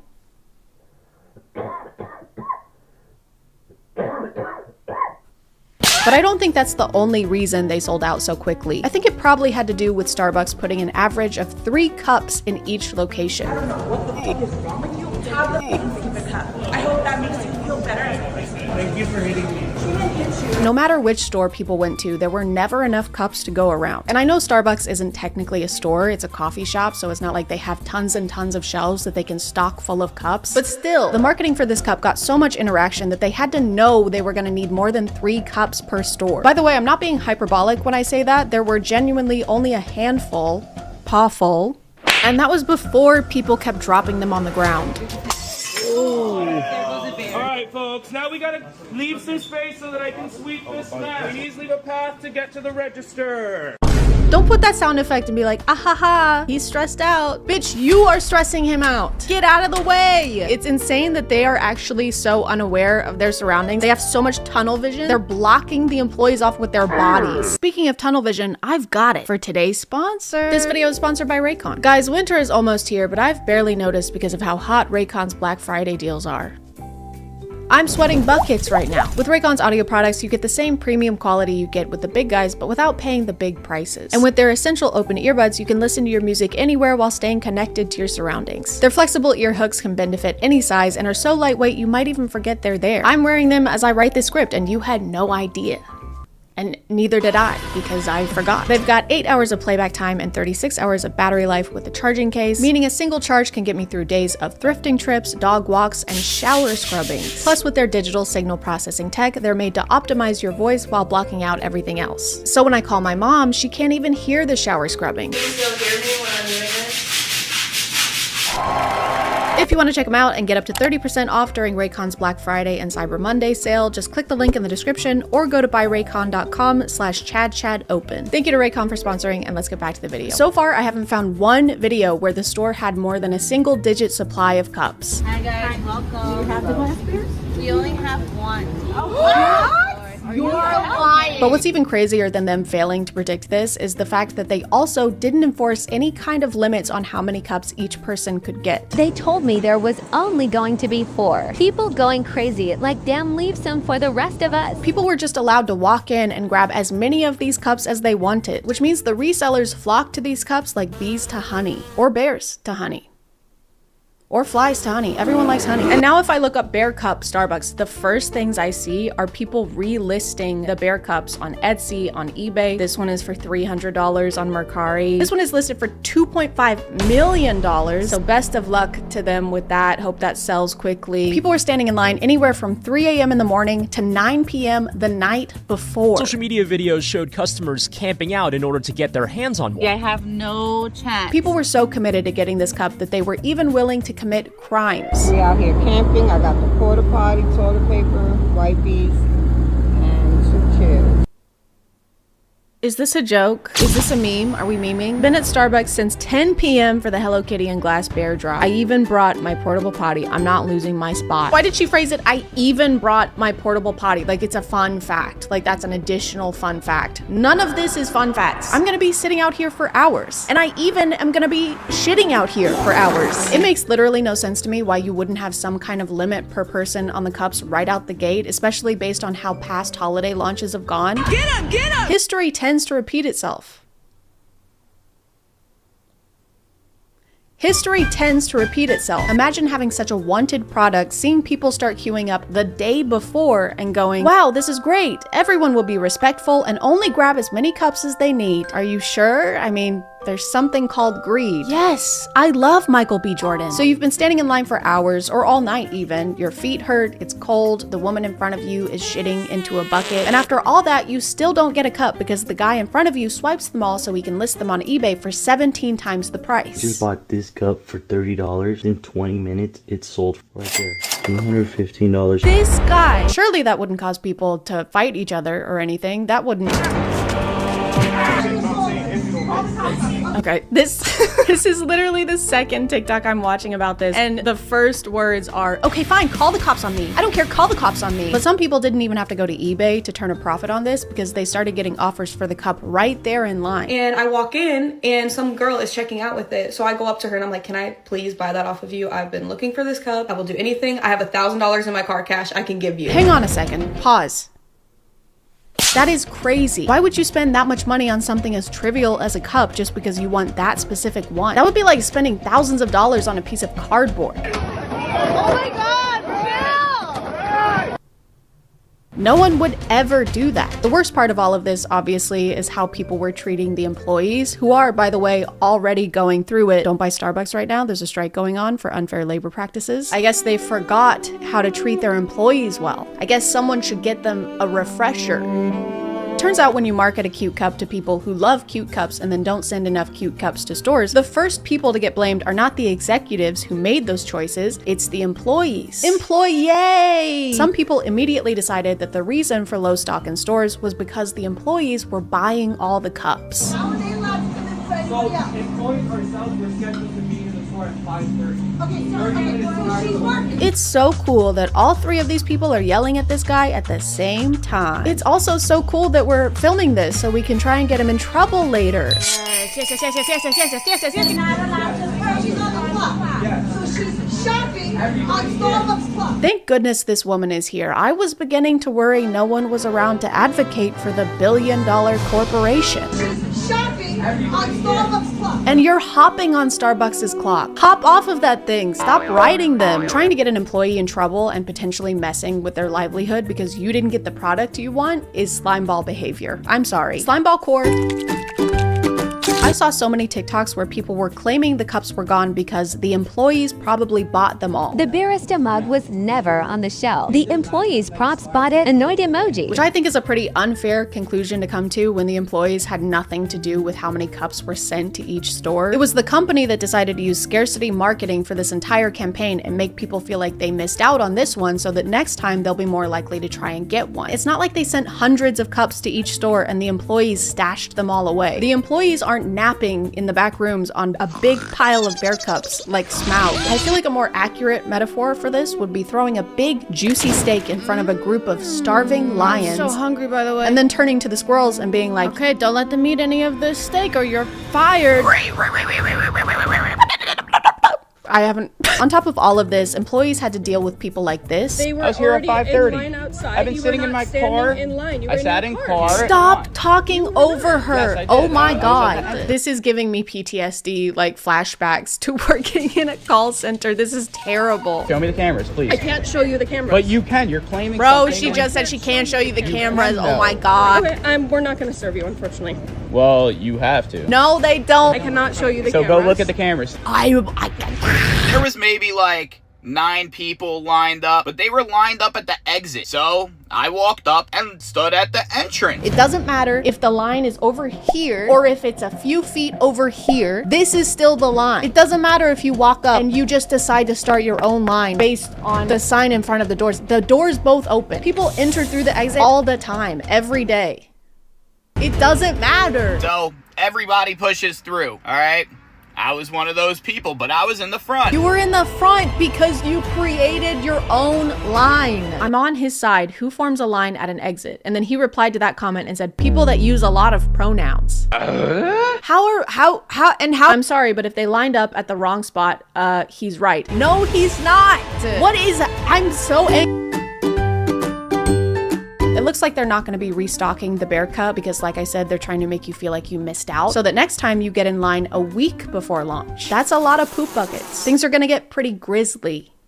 I do feel kind of bad for the people who really wanted a Bear Cup but couldn't get one, so I decided to recreate it right here in my home so that I can have it, not you. You still don't have one. Hey guys. Hi. We have 10 minutes to make a Bear Cup from scratch. Also, we weren't allowed to make a plan before this, so we're going into this blind. Call us mice with no tails because that guy's wife cut them off with a farmer's knife. Start the timer. 3, 2, 1, go. Okay, we have 10 minutes. Okay, 10 minutes to make a Bear Cup is easy. Here's the plan. Hold on. Okay. We're going over here, actually. This is what Minto does to all of her toys. She tears them up and she rips everything out of them. So I think we can use something like this and we can put the cup inside. Wait, okay, so look, here's one with a hole in the top. This already. kind of feels like really This promising. is basically a bear if you take away the P and the inguin. Wait, okay, so here's a squid. Okay. Wait, this is like a perfect hole in the top, like that. It is, but does it resemble a bear enough? If you take away the S and the quid. Yeah. Me when I'm British and I'm robbing you. Take away the quid. Take away the quid. Take away the quid. Sorry. There has to be something This one. bearish. This simply won't be. Me when I'm a stockbroker and I'm looking at the S&P 500. Wait. That's a log. Yeah, but it's close. Wait. It's close to kind of like, whoa. That's a monkey. Okay. Well, this is a bear. Okay, actually we could use this. Now that I'm thinking about it, this is a bear. We have 5 minutes left. We have to go. This has a hat on it. I feel like we could use the hat. That's important. All right. Can we get the bill? This is very wait, hold on. Me when I'm trying to decide who's paying the check at dinner. Don't film her for this part. We have 2 minutes and 12 seconds. Okay. There's like a label on the Bear Cup. We need to put our brand label on the Bear Cup. Okay, alright, what's our label? Bear C-U-P. Bear, I'm assuming the letters. Boy is drinking water to show solidarity. Okay. 5 seconds. 4, 3, 2, 1.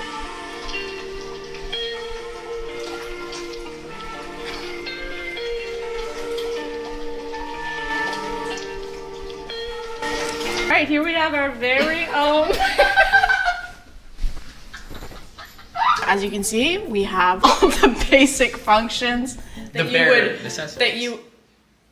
Bro. I'll take over from here. Bro. This is our Bear Cup. Bro. Decked out in all of the bear necessities. Bye guys. Here's my password. Oh, thanks. I just found it. I guess we should fight over the cup now. I don't really want to fight over this. I think I this one, dude. Give me the cup. It's spilling. Give it to me, bro. It's spilling. Give it. I'm trying to finish my. You know who really deserves this Bear Cup? Is that little lady right there. There you go. Oh, sorry. Excuse me.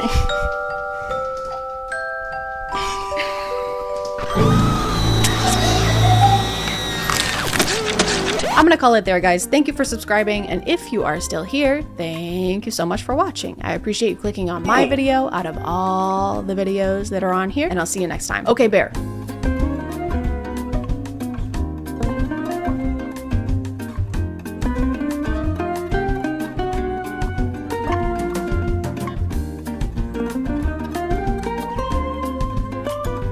Hey guys, and welcome back to My name is ChadChad. And we need to talk, okay? Come closer, closer, closer, closer.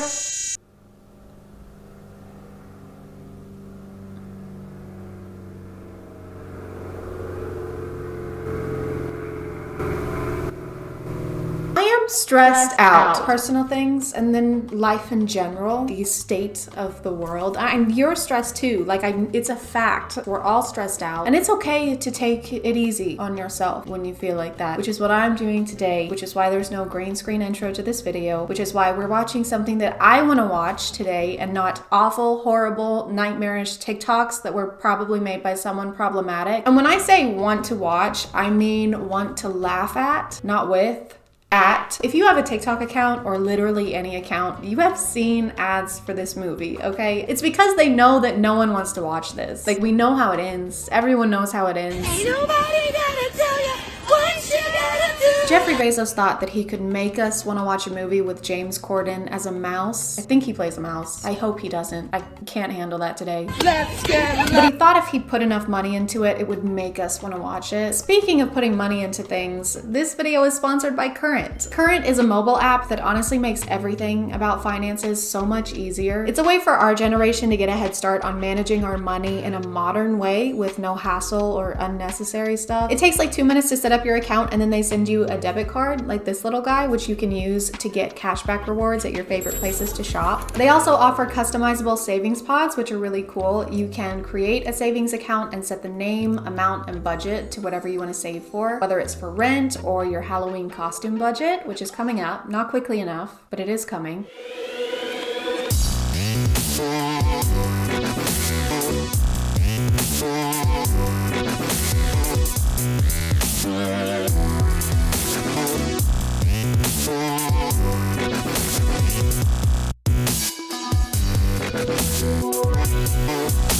So if you want to try it out and get your direct deposits faster, the link is in my description, current.com/ChadChad. It's free to sign up, and like I said, it takes less than 2 minutes to get started. Thank you for listening, and thank you so much to Current for sponsoring this video. Hey, have you seen my movie? No.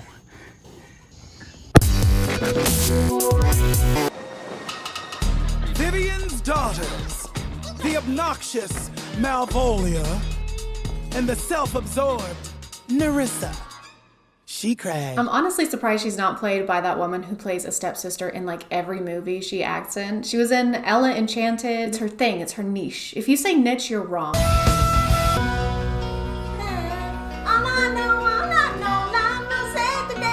She's very chipper for someone who lives in servitude. So far, the music isn't as bad as I thought it was gonna be. It's less, okay, I wasn't a theater kid, so don't yell at me if I get the technical terms wrong. But the previews that I saw, it didn't sound right. Like, it was just a little off. I don't know if it was the harmonies.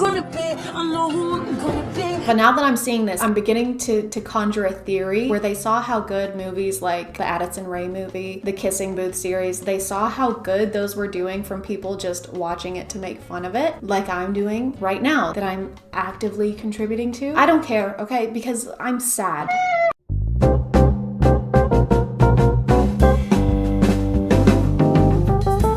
Smashed it! Perfectamundo. James Corden is a mouse. That's my last straw. I'm turning this off. All right, bye. I just realized that this video has like a 99% chance of getting demonetized, but it's okay. That's why we have Current. Link in description. Go click it.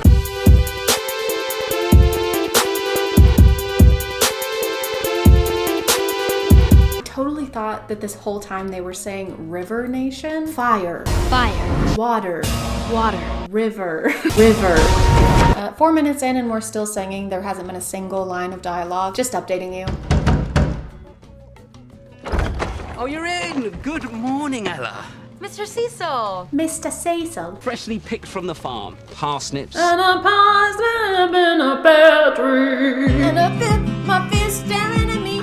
Okay, this is the song. This is the song that I heard. I'm gonna be the sun and just teleport to be wrong. This is technical stuff, but the camera hasn't moved in like 20 seconds, so it's kind of boring to watch. Still hasn't moved.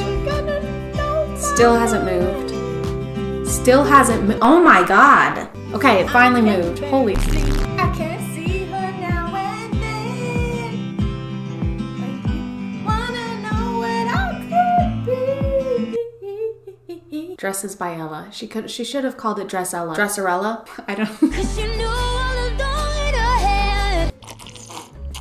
Okay, which are the prince? All of them? All princes? How many princes are there? 36. You spent 3 whole days drinking and fox hunting. That was a lot of hard work. You try tracking a fox when drunk. It's impossible. No, it isn't! You did. Do not hit me! Oh, he's very mature. Totally ready for marriage. You'll dance, you'll be charming, you shall find a bride. No. Dancing at these things is so mannered and formal. We look like fools. Why is he so mad over a ball? Like, it's just dancing. There's probably some punch. Just calm down. I expect you to look sharp for the changing of the guard. Grab your things, try not to make us late. The changing of the guard waits for no one. What is the changing of the guard? And why does everyone need to be there when it happens? I imagine that would be embarrassing for him. It seems like they're following the Ella Enchanted format a lot more than like the classic Cinderellas. And I am not happy about it, okay? Don't f with Ella Enchanted. There's nothing to be improved upon there. That was a great film. Can anybody? You are not gonna do... You can't do this better than Anne did. I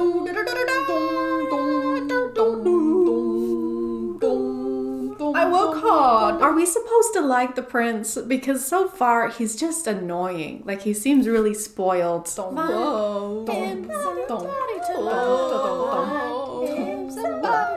She is not gonna climb that statue. Why does she care anything about this? Why did she even come? She could have stayed home and sewed. Get off my dad! Why? Why would she do that? I don't understand. Why does everybody want to see the guard naked? It makes no sense. It's just really hard to see in the back. Might I suggest you put some bleachers back there? Give us short peasants a chance? I hereby decree all short peasants shall be pardoned by the king. Get down now! Ooh, bird poo. He just... this video is gonna get demonetized anyway, but he just released upon watching her descend from that statue because her joke was so funny that it made him himself. Deep down, you need me to be king. What a black mark it'll be on your name if I don't continue the line. So what option do you really have? I wonder if at the end of this, he's going to give up his chance at being king and his sister is going to take the throne instead. If I'm wrong, I'll just not put this in the video. I'm going home. Talking to a stranger. I'll take it. Take what? The dress. I'll buy it. I mean, the brooch alone. Oh, that was my mother's. I never knew her, but I want to believe she'd rather me have my dreams than her brooch, so. I'll pay triple what you're asking. There you go, guys. If you want a girl to be interested in you, just buy her affection. It works every time. So does this mean you're not coming to the ball? No way. I mean, the whole thing is weird and antiquated. Not my thing. Of course she's not into any of that. She's different, okay? She's not like other girls. She sews and she talks to mice. There will be guests there from all over the world. Open-minded people with cash to spare. No, I know them. I can introduce you if you like. Why would you do that? Why is she not asking, how do you know these people? You're clearly a pirate popper. Why would you do that?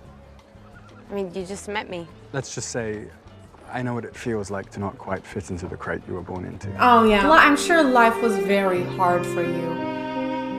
What is the prince's name? I'm just gonna call him Prince. I'm sure it's rough being born into wealth and now your daddy wants you to marry another hot and wealthy person. That sounds terrible. I sleep in dirt in a basement, but that sounds awful. But again, we could be something for real. Oh, yeah. No, that's wrong. This is another cover song, and usually I wouldn't mind that, but it's like you're already copying a concept from a movie. Do you also have to use other people's songs? Like, what part of this is yours?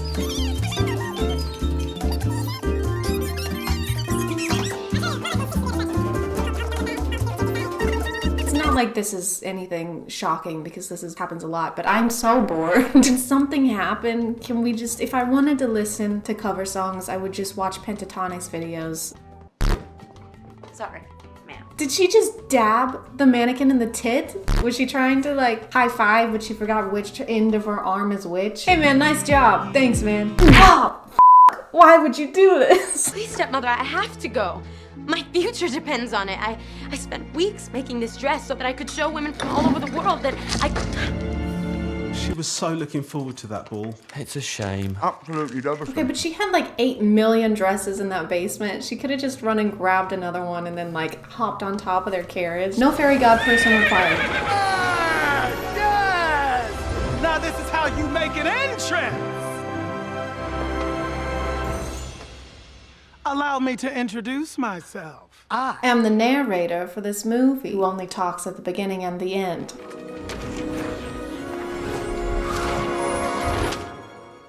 Oh, no. That design is pure fantasy. I don't even know if it's possible. Hush! Bro, they have magic. How are you gonna watch somebody transform from a butterfly into a living, breathing person and then question whether or not they can make this dress come to life from a piece of paper? Use your critical thinking skills, Cinderella, or obviously we are not bound by the laws of realism right now.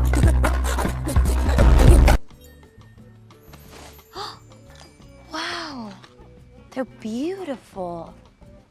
They're glass. Hey, while you're at it, I don't suppose you could like construct me a shop from which I can sell my dresses, you know, just my #1 dream, and also maybe fix my living situation so I'm not verbally berated by my stepmother. No, just glass slippers? Okay, got it. Don't be a cover song, I swear to God.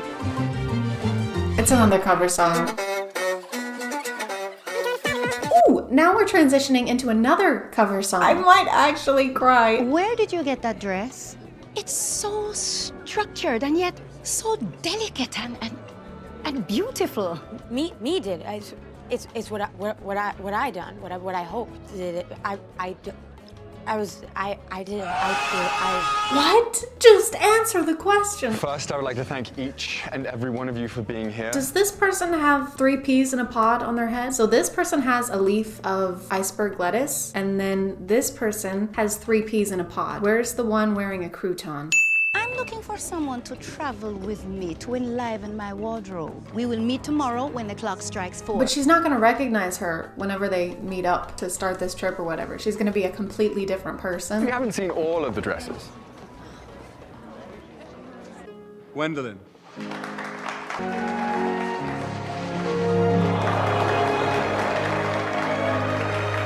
I don't know, it kind of pales in comparison to the 3 peas in a pod dress. Actually, a lot of these dresses are pretty intricate. So, and this one is just, it's not wowing me. Something is missing. I think it wasn't made by enough mice. Care to talk alone somewhere?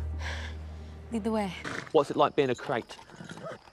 Like, this has got to be a step up, right? That was the single funniest line in this entire movie. That one was good, okay? It's not enough to make up for the rest of this movie, but good job. So this is the fountain. Oh. Did they write lines for these people? Or did they just like put them in these costumes and then went, there you go. Actually, you know what? You can describe the set pieces if you want. That's the fountain. That is the cameraman. And over there, that is the writer. That's an empty chair. Yeah, no one wrote this movie. Oh, it's Cinderella. Sorry, my bad. Obviously. Oh my God.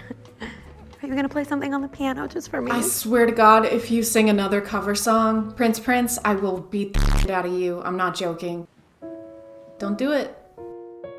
Don't sing. You in line to be our feature king? Oh, it's a bad system. My only qualification being that my dad was one. Yeah, the system's like, it's so corrupt, you know? Like the whole situation with you like being a woman sucks, dude. That's why I got this hoop earring, so.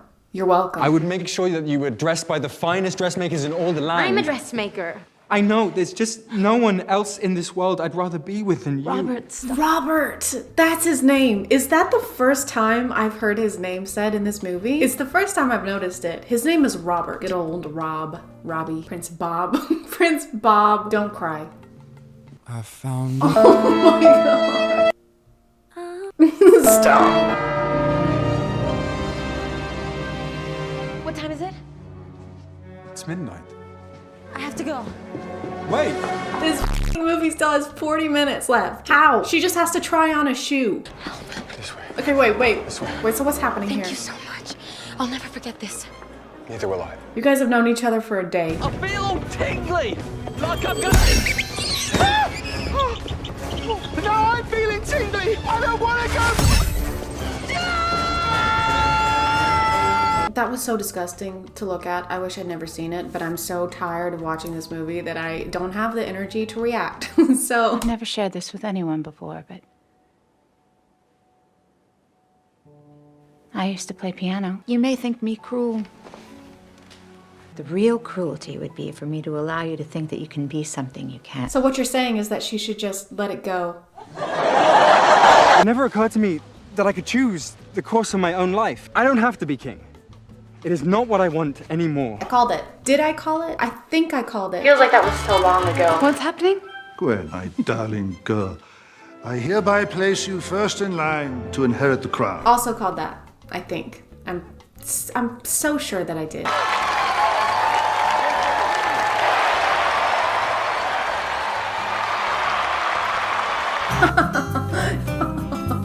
She doesn't know how to wait. Ella, I believe this belongs to you. My mother's brooch. Yeah, I pulled it off of this hideous dress that my brother, Prince Bob, got for me. Anyway, here you go. Enjoy.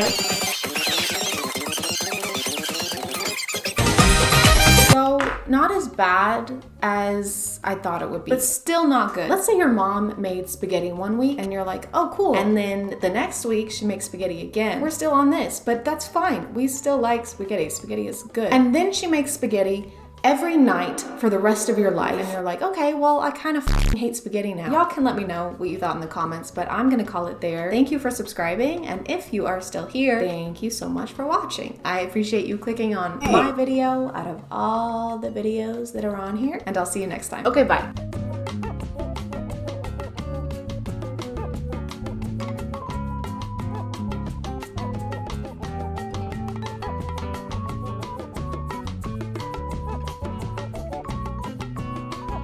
Hey guys, today we're going to talk about being ugly, and now that you're here, we can get started. A twinge of cringe. My name is ChadChad. Not really. I don't know how you keep falling for that.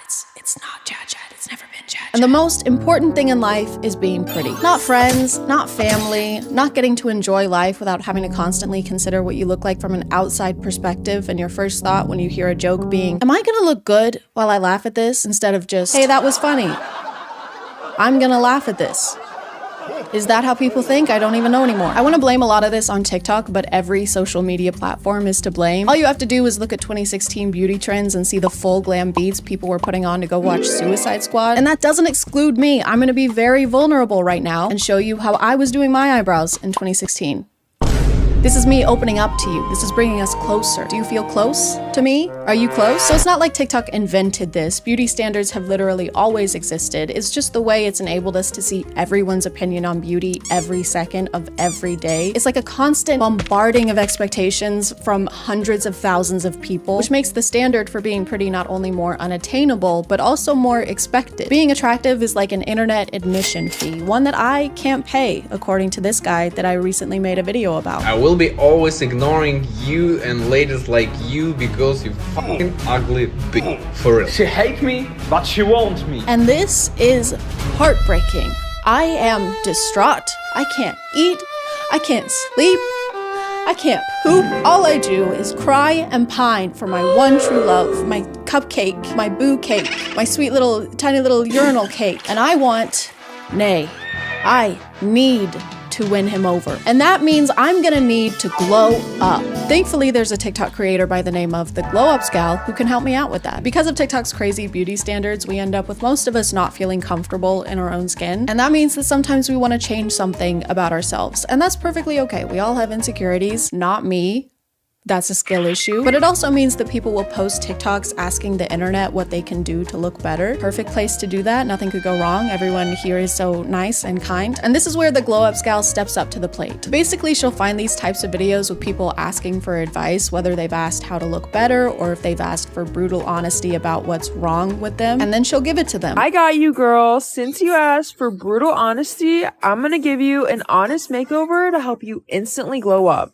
First, I'm removing your glasses. I got you, girl. Since you asked for brutal honesty, I have to say your face is honestly brutal. Most of her videos are 1 minute to 2 minutes long, but they could probably all be summed up with just, hey, put some makeup on. I got you, girl. Since you asked for brutal honesty, I'm gonna go in with concealer and a skin tint to cover your acne and even out your skin tone. I also use bronzer to contour your face into looking more defined. Here's the end result. Look at that difference. She doesn't go into what products to use or how to apply unsaid products. I would say the instructions aren't very specific, but they don't exist, really. I'm going in with some contour and highlighter on your nose to make it appear smaller. It's even more unhelpful that she isn't actually doing any of the things that she's recommending these people do. Like, she'll say she's applying contour to the forehead.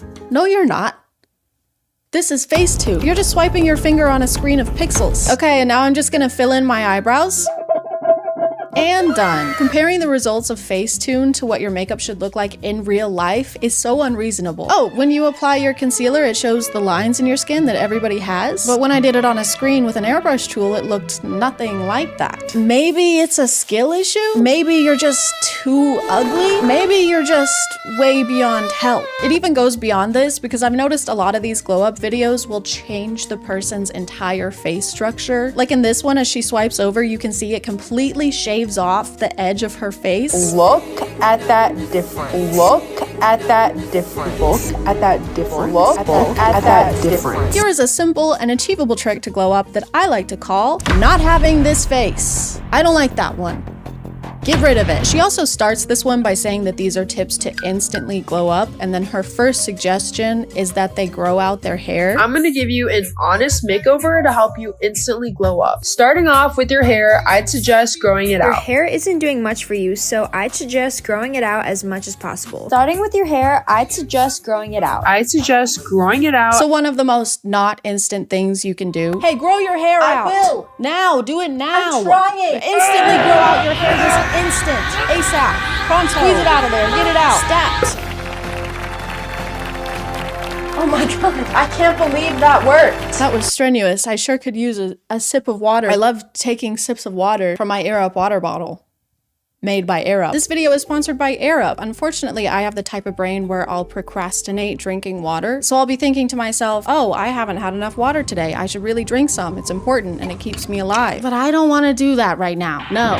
Fortunately though, Air Up makes drinking water more interesting using scent-based taste. I'm still getting hydrated and drinking plain water with no sugars or sweeteners added, but with Air Up's flavor pods, it doesn't seem like plain water to me. They have 15 different flavors to choose from. My new favorite is the cherry cola, but before that it was lime or the orange vanilla swirl. I love swirling. I love swirlies. You just have to fill up your Air Up bottle with water. You can even use sparkling water if you want. Get a little fancy. Choose your scent pod and pop it on there. Then you just have to activate your pod by lifting it like this, and voila. Now you can start drinking from your bottle while holding it straight up. Plus their bottles are really cute, and there's just something about having a colorful bottle that makes me use it more often. And yes, that is the same thought process as a hummingbird. And so what are you gonna do? Nothing. I can take you, and I'm a freaking hummingbird, and I can take you. If you want to check them out, you can visit the website on screen or just click the link in my description. Thanks to Air Up for sponsoring, and let's get back to the video. In a couple other videos, she will completely change where people's facial features are. For example, this glow up involves relocating someone's eyeball. Since you asked for brutal honesty, I'm going to tell you exactly what you can do to be prettier. Starting off, your hair isn't doing much for you, so I'd suggest growing it out as much as possible. Now, I'm adding mascara to really make your eyes pop and give you a big boost in femininity, as well as adding some highlighter to your inner corners. She'll say she's just adding mascara, but as she's using the app, it's literally changing the whole shape of someone's eye. Look at that difference. It is different. A different person. You made them on your phone and they're not real. They look like a character from Episode Now. And now for the reveal. Look at that difference. A lot of her standards for what counts as pretty are pretty questionable. That's a good one. One of her most frequent recommendations is that they make their hair blonde and straight. To start off, I'm giving you a few highlights to lighten your hair. I'm also just styling it by straightening for a cleaner look. Giving you this bright, white, foxy blonde color. Starting off with your hair, I think a bright blonde would look way better on you. This person, for example, has gorgeous curly hair, and the first thing Glow Up Gal says is, starting off, your hair isn't doing much for you. I'd suggest growing it out and dyeing it a more suiting color. Starting out, have you tried having white people hair? Have you tried Eurocentric beauty standards? I've heard a lot about them. People seem to be talking about them a lot. They seem to be pretty popular right now. You should try it. She doesn't seem to approve of any dyed hair colors, no greens, no blues, no reds, and objectively, I think that's pretty messed up. From an outside perspective with no personal skin in the game, I think that's very not cool. If she does come across someone with more of an alternative style, she'll transform them to not have that. Starting off with your hair, I'm ignoring personal style and getting rid of your bangs. Here's the end result. Look at that difference. To start, I'm ignoring the style that you clearly prefer and feel most comfortable in order to enforce my own narrow idea of what beauty should look like onto you. Her standards are eerily similar to my grandmother's. No hair dye, no tattoos, no short hair.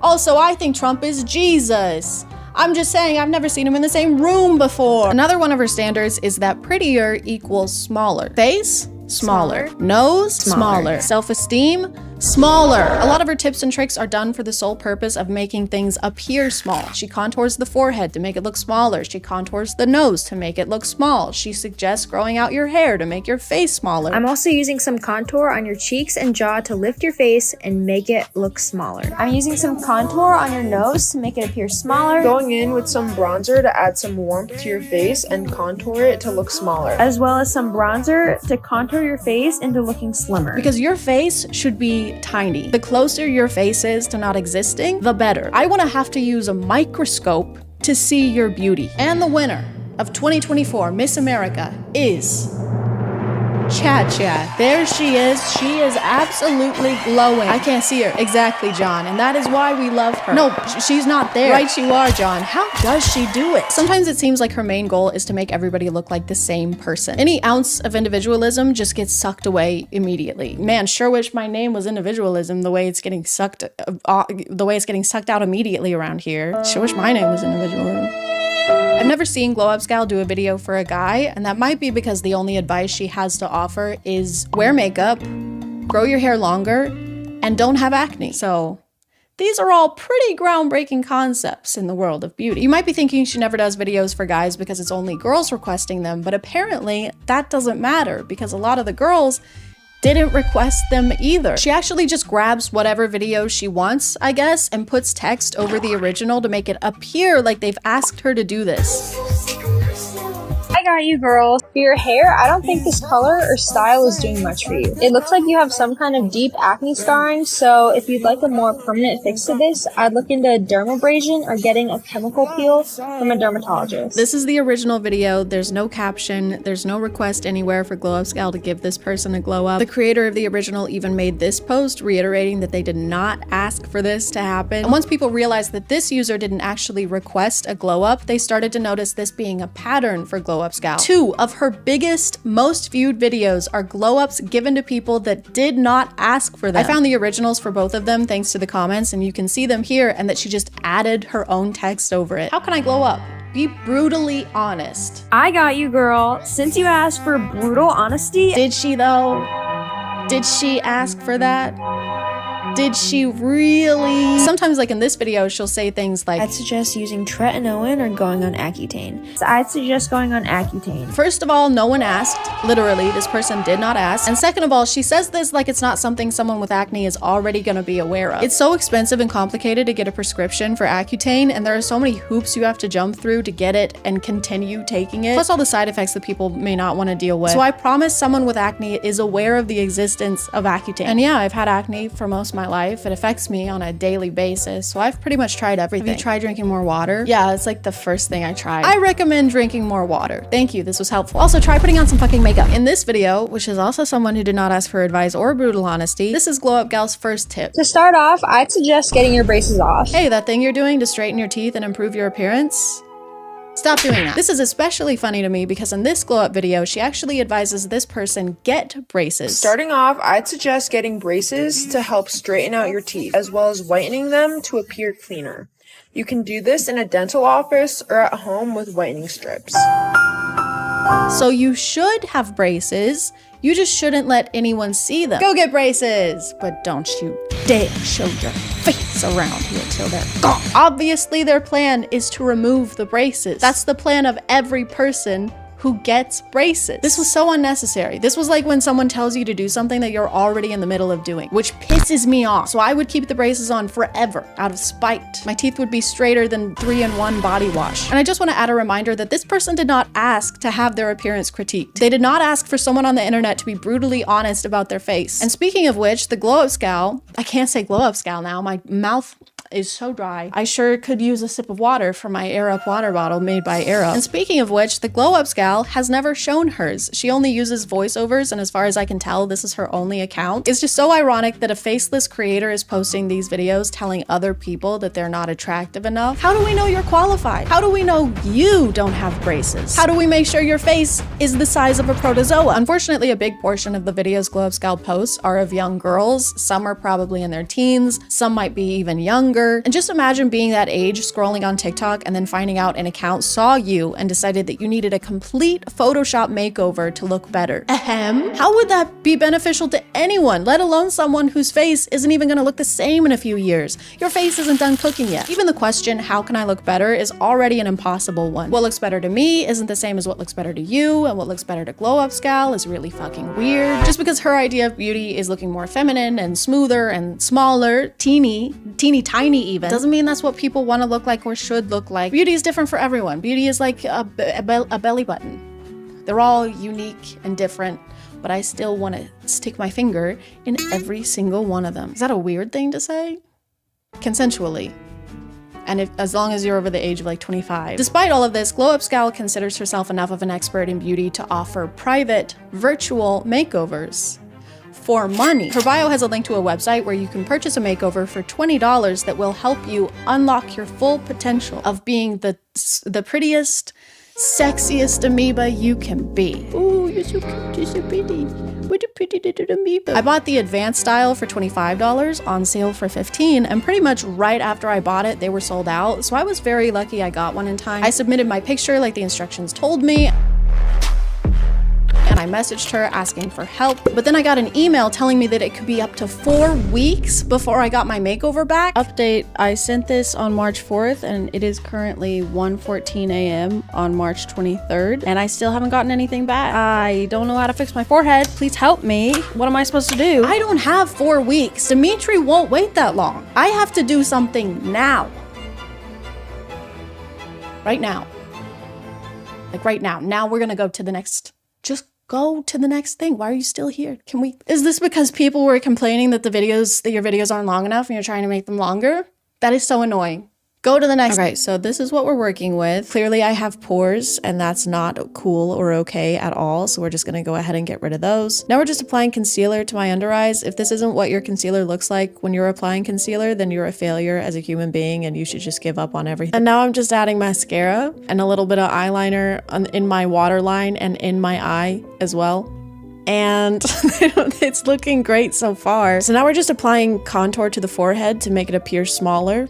Hopefully, we pray to God. Now we're just applying a little bit of blush, just a little bit, just a pinch, a touch of blush. Oh, I almost forgot to contour my nose. We need to contour the nose also to make it a little bit, We need to make it little.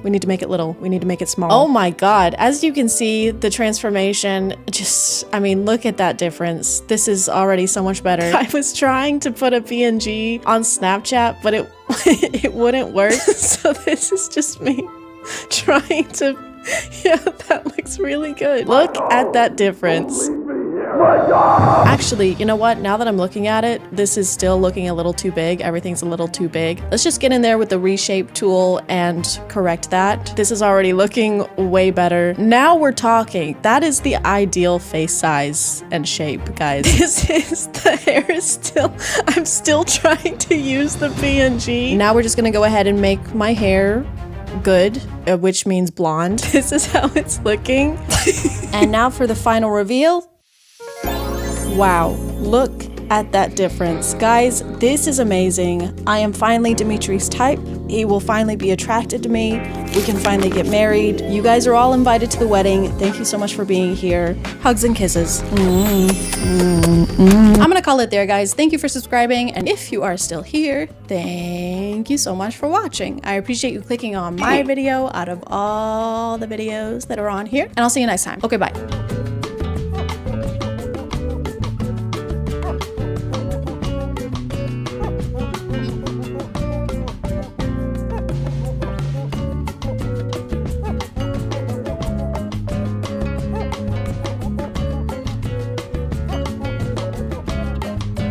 There are many things in this world that we don't have enough of. Kindness, for example, and some common fucking sense for another. But more importantly, there is a concerning lack of Cinderella movie adaptations. There's just never enough of them. We've actually talked about a Cinderella movie on this channel before, a long, long time ago in a land far, far away. Get off my dad!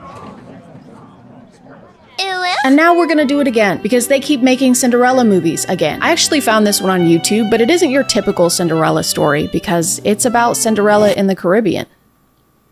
It's in a different place, so that makes it a different story, too. I was really drawn to the thumbnail because usually Cinderella involves magic and glamorous gowns. But the two characters here look like they just got out of Wednesday night youth group. So I guess the mice are out of a job. What are they gonna do, sew her a pair of capris while they listen to Britt Nicole?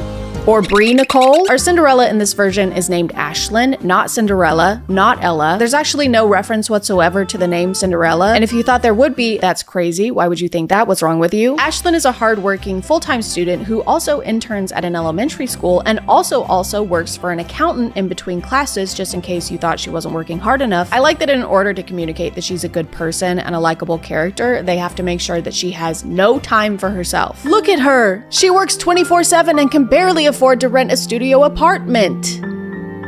This is how we all should be. I think her boss at the accounting firm is supposed to seem like a nice guy, but to me it seems like he's letting her do his whole job for him. Miller's taxes are done.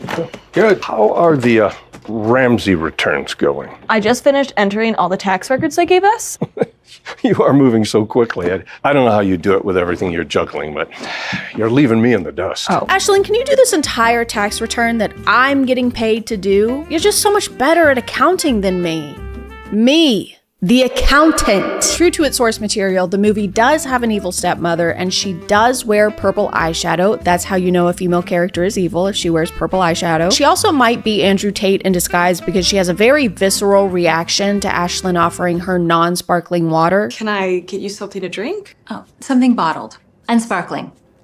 I have tap water.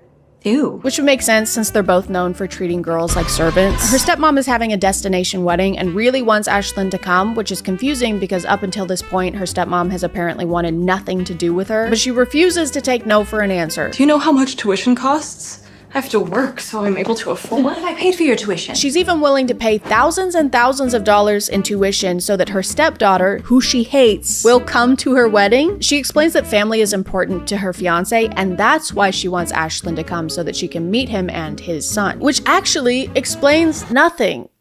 That's not a good enough reason to take on a massive financial obligation. All of this could have been solved with a single FaceTime call, Miriam. That's the stepmom's name, Miriam. I forgot to say that. Ashlyn finally agrees to go, but only after her stepmom pulls the dead dad card. Wouldn't your father want you to do this for me? Wouldn't he want you to support our family? Come on, Ashlyn. Wouldn't your dead dad want you to come to my destination wedding? Wouldn't your dead, buried, and I can't stress this enough, deceased Papa wants you to drop everything in order to spend time with me, a person who doesn't treat you very well? When she gets to the Caribbean, Ashlyn finds out that her stepmom got first-class tickets for everyone except for her, and that they left her at the airport. This is Miriam Vanderbilt. Please leave me your information so I can return your call. Ciao. So her stepfamily is mean to her right out the gate. The airport gate.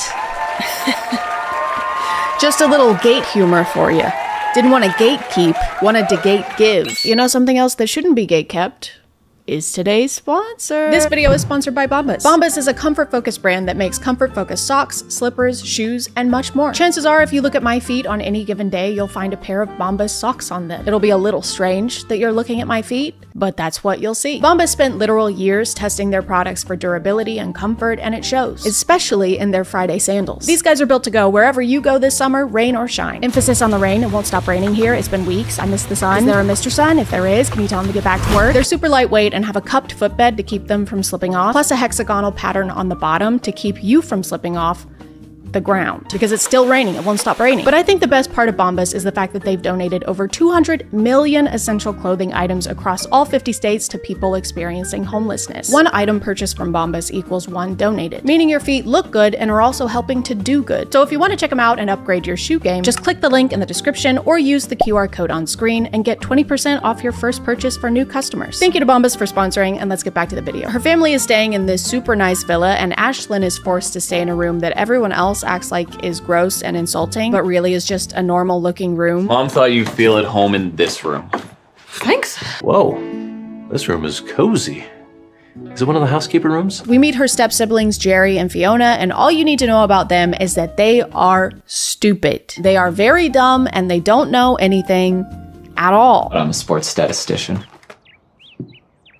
You misspelled statistician.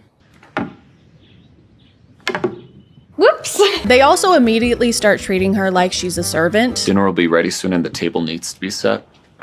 Get to it. Because this is a Cinderella movie and they need to stay true to that part of the story, I guess. Even though it doesn't really make sense because Ashlyn is an independent adult who doesn't live with them and has no reason to just do whatever they say. If anything, Ashlyn should be the one telling her stepfamily what to do because they needed her here badly enough to pay for her entire tuition. But asking Ashlyn to do chores is really the meanest thing they do consistently. You forgot the silverware. Oh. This won't do. Ashlyn, clean up the pool, will you? It's not like they're locking her in a room or anything, which again, when you consider that she's getting her entire tuition covered, that doesn't seem like that bad of a deal. Ugh, I can't believe I have to take out the trash like twice while I'm on vacation on a beautiful island in exchange for not having to take out student loans. God, I hate my life. We finally get to meet our Prince Charming, but instead of ruling a kingdom, he's ruling the grill. And when he and Ashlyn see each other for the first time, she's so starstruck that she completely forgets how to speak and how to hold a fork.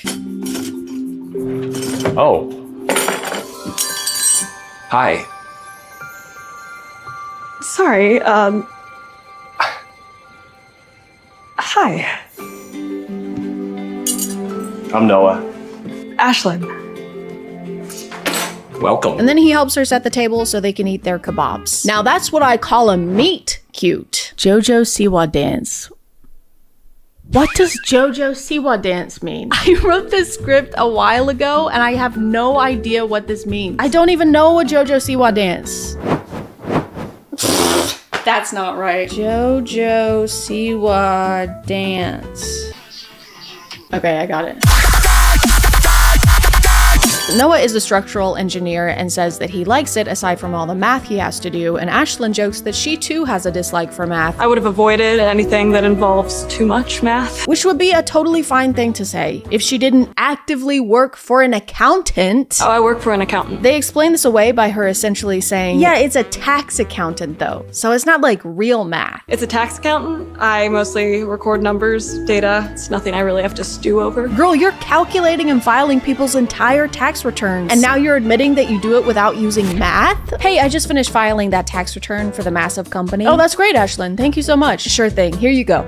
Ashlyn, this is a drawing of a boomerang? Yes, you wanted a return. Ashlyn, we can't submit this. The deadline is tomorrow. Oh, come on. I'm sure Toys R Us Incorporated will be just fine. Bruce, the evil stepmother's fiance, even though she hasn't really done anything evil so far, she's been pretty chill, honestly. Her fiance wants to get to know everybody better, so they play a game where they have to guess information about another person. Favorite sport? Oh, that's a good one for you. Basketball. Baseball. Going with basketball too. Football. Football. That's it. I got it first. Of course, Ashlyn knows everything about her stepfamily because she's the good one, but her stepfamily knows nothing about her because they're the bad ones. At one point, they need to guess what her favorite hobby is, and no one has any idea. Painting. Cleaning. Reading? Crocheting. No, I don't know how to crochet. I thought I'd get it for sure. So Prince Noah decides to guess fishing. I know what mine would be, so I'll go with that for a shot in the dark. Fishing? And he gets it right? Yes, actually. Her hobby also happens to be fishing, even though she hasn't talked about fishing this entire time, or made any references to fishing, or hinted that she might be into fishing. Also, why would he guess his own hobby? Like, I know he just met her a couple hours ago, and he barely knows anything about her, but he does know that she's going to school to be a teacher, so why didn't he guess something like reading, or sending people to the principal's office? The evil stepsister, Fiona, is also into Noah, so she gets jealous of Ashlyn if he so much as glances in her direction. Fell in love with fly fishing, but it's hard to find the time. I know what you mean. Okay, moving on. So this movie is about two women who want to date a guy who's about to be their legal stepbrother. They're having an incest off, where the winner gets to do incest. Yay! They also barely leave this villa, and whenever they do, the shots look like stock footage. So when I was watching this movie for the first time, I've seen it like 5 times now, I looked up one of these shots and found the stock footage online. So I watched the rest of the movie thinking that they're just in the US somewhere and they're using stock footage to make it seem like they're in the Caribbean, because that would save them so much money on traveling and booking locations. But after I looked into it some more, I found the villa they're staying in, and it actually is in the Caribbean. And that confuses me even more because they actually were in the Caribbean, but chose to show so little of it and film 97% of the scenes indoors. One of the rare times that they do leave, they visit this bird sanctuary where Fiona makes Noah hold her hand and doesn't know what birdseed is. Here, Noah. I'll share with you. Oh, thanks. Do you want to just hold it yourself, or? This is fine. What is this? Bird feed. What are these seed-looking seeds that we're feeding to the birds? Birdseed? Ew! They're only there for a couple minutes before heading back to the villa where the guys have this conversation. Any good games done? Football? Excellent. This sounds like an exchange between two aliens pretending to be human men, but neither of them know that the other one is an alien. Did you see the sports game last night? Yes. Sports. Excellent. Egg salad. Egg salad. A recurring bit in this movie is for characters to not know what something is. For example, Bruce, who is in his 60s, has apparently never encountered a bakery before. We're leaving for the cake place. The bakery? Yes, that. The wedding bakery or whatever they call it. Oh, okay. Oh, they give samples too. Yeah, Bruce, that's the whole reason you're going. You know, to try cake for your wedding? Does he know he's getting married? Has anyone told him? While they're at the bakery, Ashlyn and Noah bond over a very deep, very layered conversation. Wish this had more frosting. Really? Yeah, I prefer a 1-to-1 ratio of cake to frosting. That sounds delicious. Horrifying. You can't taste the cake with all that sugar. Well, that's why you also have fillings. That part sounds good. This conversation about cake goes on for 3 minutes. I am not kidding. I love a vanilla cake paired with passion fruit. Well, I'd love for this scene to end. Holy fucking shit. Throughout their trip, Ashlyn's stepmother is constantly pulling her to the side and telling her she's doing something wrong, like she's not smiling enough or she's talking to Noah too much. You're not being very nice. What do you mean? I don't want Bruce feeling like you're against this wedding. I'm not. Then stop being so morose. You need to watch yourself. Why? You're here to be a part of the family, but don't get too comfortable. Like with Noah. She also tries to exclude Ashlyn a couple times so that Fiona and Noah can spend more time together. In fact, she's actively trying to help Fiona get together with Noah. Do you have a crush already? He's gorgeous. You can't blame me for noticing. Give it time. Maybe don't do that. Maybe if one of the roadblocks you're hitting while trying to woo your crush is that they're about to be your legal step-sibling, you shouldn't be giving it time. You should be serving it. The next roughly 15 minutes of the movie is dedicated to the family going on a boat. We get to watch them have the idea to go out on the boat and then ask who else wants to go on the boat and then hear everyone's reasoning for why they don't want to go on the boat or why they do want to go on the boat. And then we watch them go fishing on the boat while they talk about other times that they went fishing on a boat. And then they take the fish that they caught while they were on the boat back to the villa and they talk about how they're going to prepare the fish for dinner so that they can eat the fish and talk about being on the boat. Fiona sees Ashlyn and Noah walking on the beach and gets very upset. So she sneaks into Ashlyn's room and deletes the research paper she's been working on this entire trip.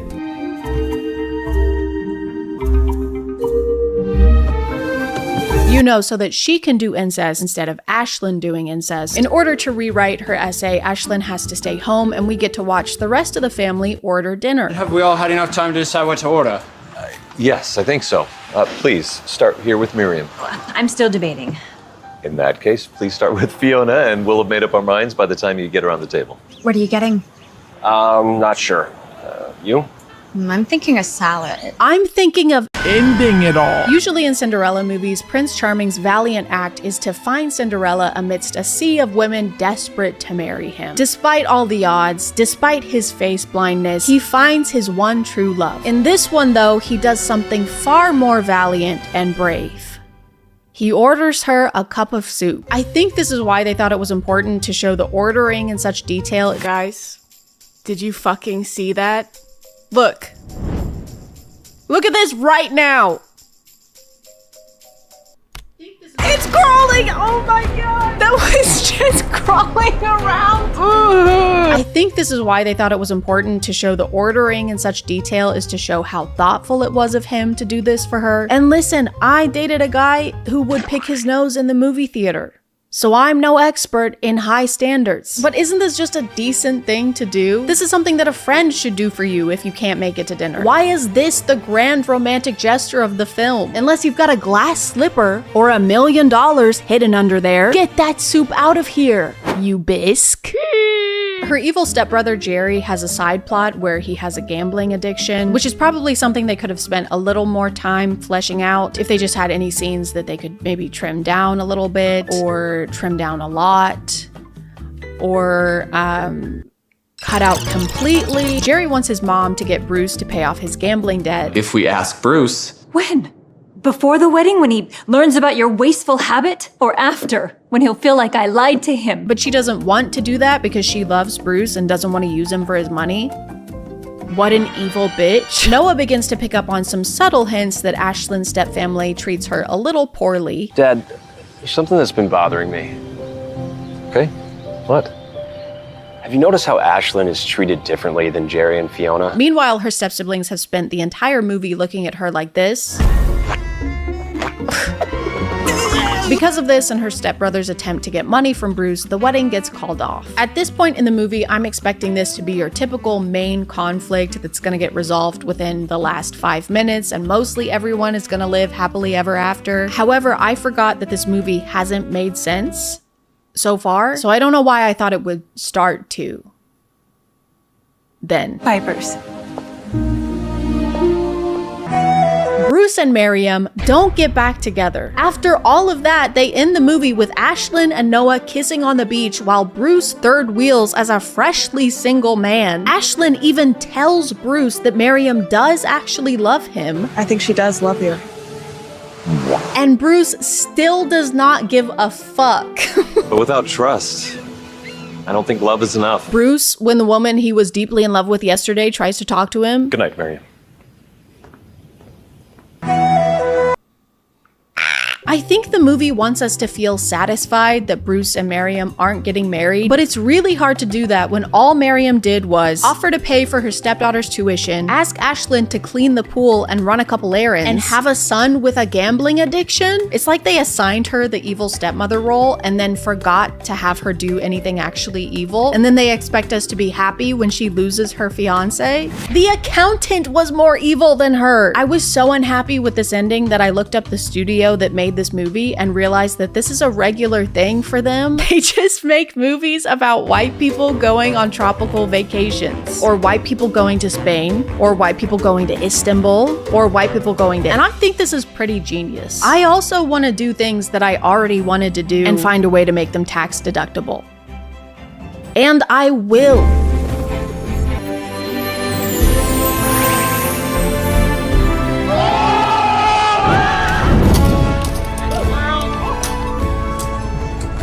It's a tax write-off. It's a tax write-off. It's a tax write-off.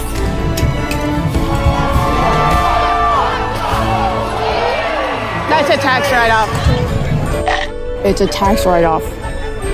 It's a tax write-off. It's a tax write-off. It's a tax write-off. That's a tax write-off. That's a tax write-off. So, we're good, right? Oh, dude. Please.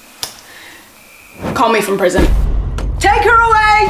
Wait, no! It was a tax write-off! It was a tax write-off! Wait, my shoe fell off! Wait, I got my fucking shoe! I'm gonna call it there, guys. Thank you for subscribing, and if you are still here, thank you so much. Today I will be learning how to box from a very special guest, Jake Paul.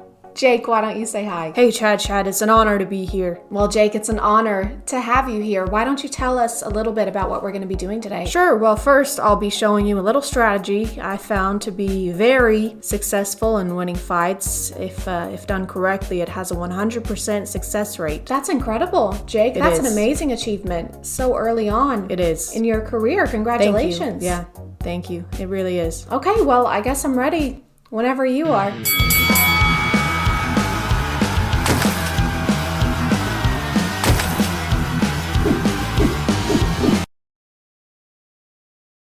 What's this? Just take it. I thought we were gonna fight. We are, just take the money.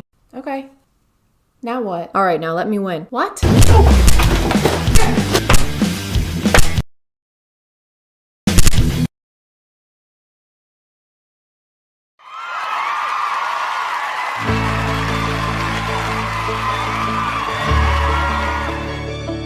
Hey guys, and welcome back to A Twinge of Cringe.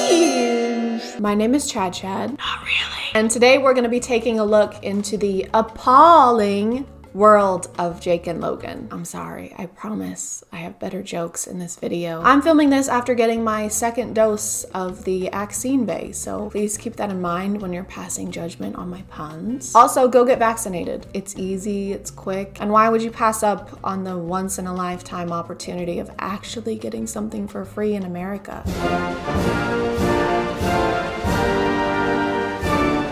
I think if you're on the internet, you have at least some knowledge of Logan and Jake, whether it be voluntarily or against your will. If you're like me, it's the latter. Most of what I learn about them is through news articles, because if there was an award for YouTubers most in the news for doing bad things on both a YouTube and real world standard, they would get it. They would get the award for that. Hey, will you take a picture with me? Sure. I'm not kissing you. I will kill you! Like two very problematic grapes departing from their cluster, Jake and Logan came from Vine, and with the YouTube platform just waiting to be Concord, enough! They made their way into internet infamy. Where's all my middle schoolers at? Oh my god, they're self-aware. Elementary school? Oh my god, they're so self-aware! One of the first things I heard about them after Vine shut down was during that era on YouTube when almost every channel was reacting to the music video It's Everyday Bro, which had more flow than a Progressive commercial and was posted 4 years ago. 4 years. 4. There were so many videos posted about it that I don't think there's anything left for me to contribute in 2021. So I'm gonna move on to their more current content. Jake is obviously a professional boxer. You know, his brother is a lot more talented, has a larger following. Those type of things. You literally, that's like calling Kylie Jenner Kendall Jenner. Like, doesn't matter, still a compliment. You ever whoop your ass when you were the little brother? That was a question, Jake. You're supposed to respond. I just don't care about your questions. 50 people want him to win, 50 people want him to lose, and I was shocked because it's got to be like 90-10. Pretty amazing how many people don't like you. I actually kind of find it pretty impressive, your ability to be disliked. Dylan won't sign a contract. Well, I'm trying to wait for you to stop talking. Okay. Bro, you were 36. So a lot of his content is related to that. But there is this. This was posted end of last year. And this looks good. I bet it's great. Ladies and gentlemen, thank you all for coming tonight. Let's give it up! Welcome to the first annual training camp talent show! Hi, I'm D-Cut and I reside from Los Angeles, California, and tonight I will be showing you guys some of my great tricks. It is going to be called the Ice Hold Challenge. I'm going to squeeze ice in my hand, and when I open my hand, it will not be there. So you mean like you're going to hold an ice cube until it melts, and that's your talent? Amaze a woman. We have to retreat. The aliens are too strong. We're losing a lot of people. Don't worry, okay? We still have Melt-A-Cube. Hey, I'm Melt-A-Cube. What the hell is he gonna do? Well, I think it's pretty self-explanatory, Llama Girl. He's gonna melt a cube, watch. Yeah, so I just... Oh no, they have Melt-A-Cube, guys, we gotta go. Oh my god, it's working, they're running away. Thank you guys very much, thank you guys so much. Sit down. The haters will be there. It's on. What are these cuts? Like, I guess they add to the video if you're trying to make it more comical. I would like to place emphasis on the word trying, but after a while they just get obnoxious. I feel like I can't really show the rest of this video just because of the pure amount of ass in it. He takes pictures with an ass to promote his new music video, and then he eats eggs off of an ass. But I can pretty much sum it up for you. Hey guys, today we're gonna be filming a music video. I'm gonna be taking pictures with an ass in my face, and then I'm gonna be doing fight stuff. Be sure to buy my merch, by the way. We have phone cases, sweatshirts, t-shirts. Please, for the love of God, buy my merch. All my videos get demonetized, and I don't know why. Logan's recent content seems to be much more bearable. He has that new podcast, and he's also doing the fighting thing. I'll answer the Muhammad Ali question. George Foreman. If you tell me what 7 times 8 is. Why are we still here? You can't do math. I've made a severe and continuous lack of my judgment.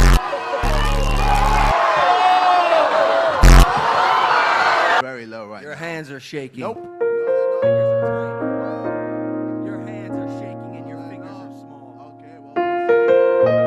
That probably has something to do with him getting a new PR team and or manager after a little something that happened in 2018 that rhymes with ilming a lead dotty. I've made a severe and continuous lapse in my judgment. In more recent controversies, Jake and his squad were seen looting a mall in the midst of last year's protests, where Jake is on video saying, "Hey yo, give me a free cologne." He was charged with criminal trespass, but it got dropped, which in the world of a wealthy white man with a huge social media following probably just means that. But let's talk about the incident that just happened and actually inspired this video.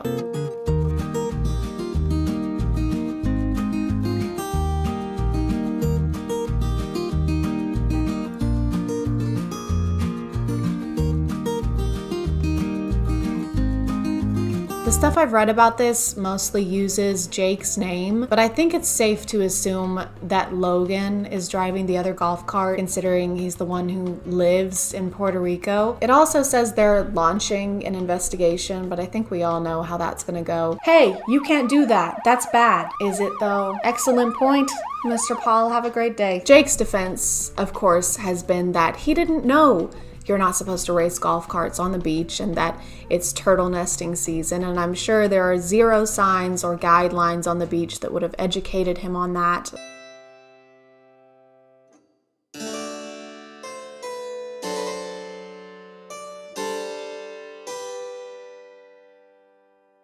Order in the court. I said order in the court. Jared, on the charge of homicide, how do you plead? I'm not guilty, Your Honor. Jared, there's a video of you committing homicide against Mr. Douglas. Well, yes, but Your Honor, you see, I didn't know that you're not supposed to commit homicide. Be that as it may, Jared, there was a sign next to Mr. Douglas clearly stating not to kill him.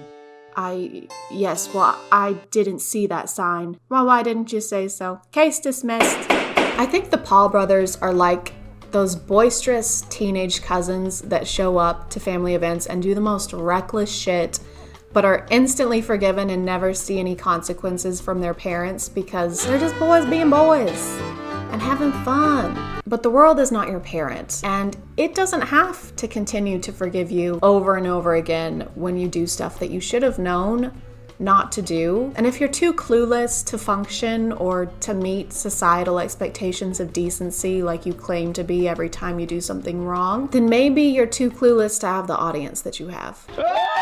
I'm gonna call it there, guys. Thank you for subscribing, and if you are still here, thank you so much for watching. I appreciate you clicking on my video out of all the videos that are on here, and I'll see you next time. Okay, bye.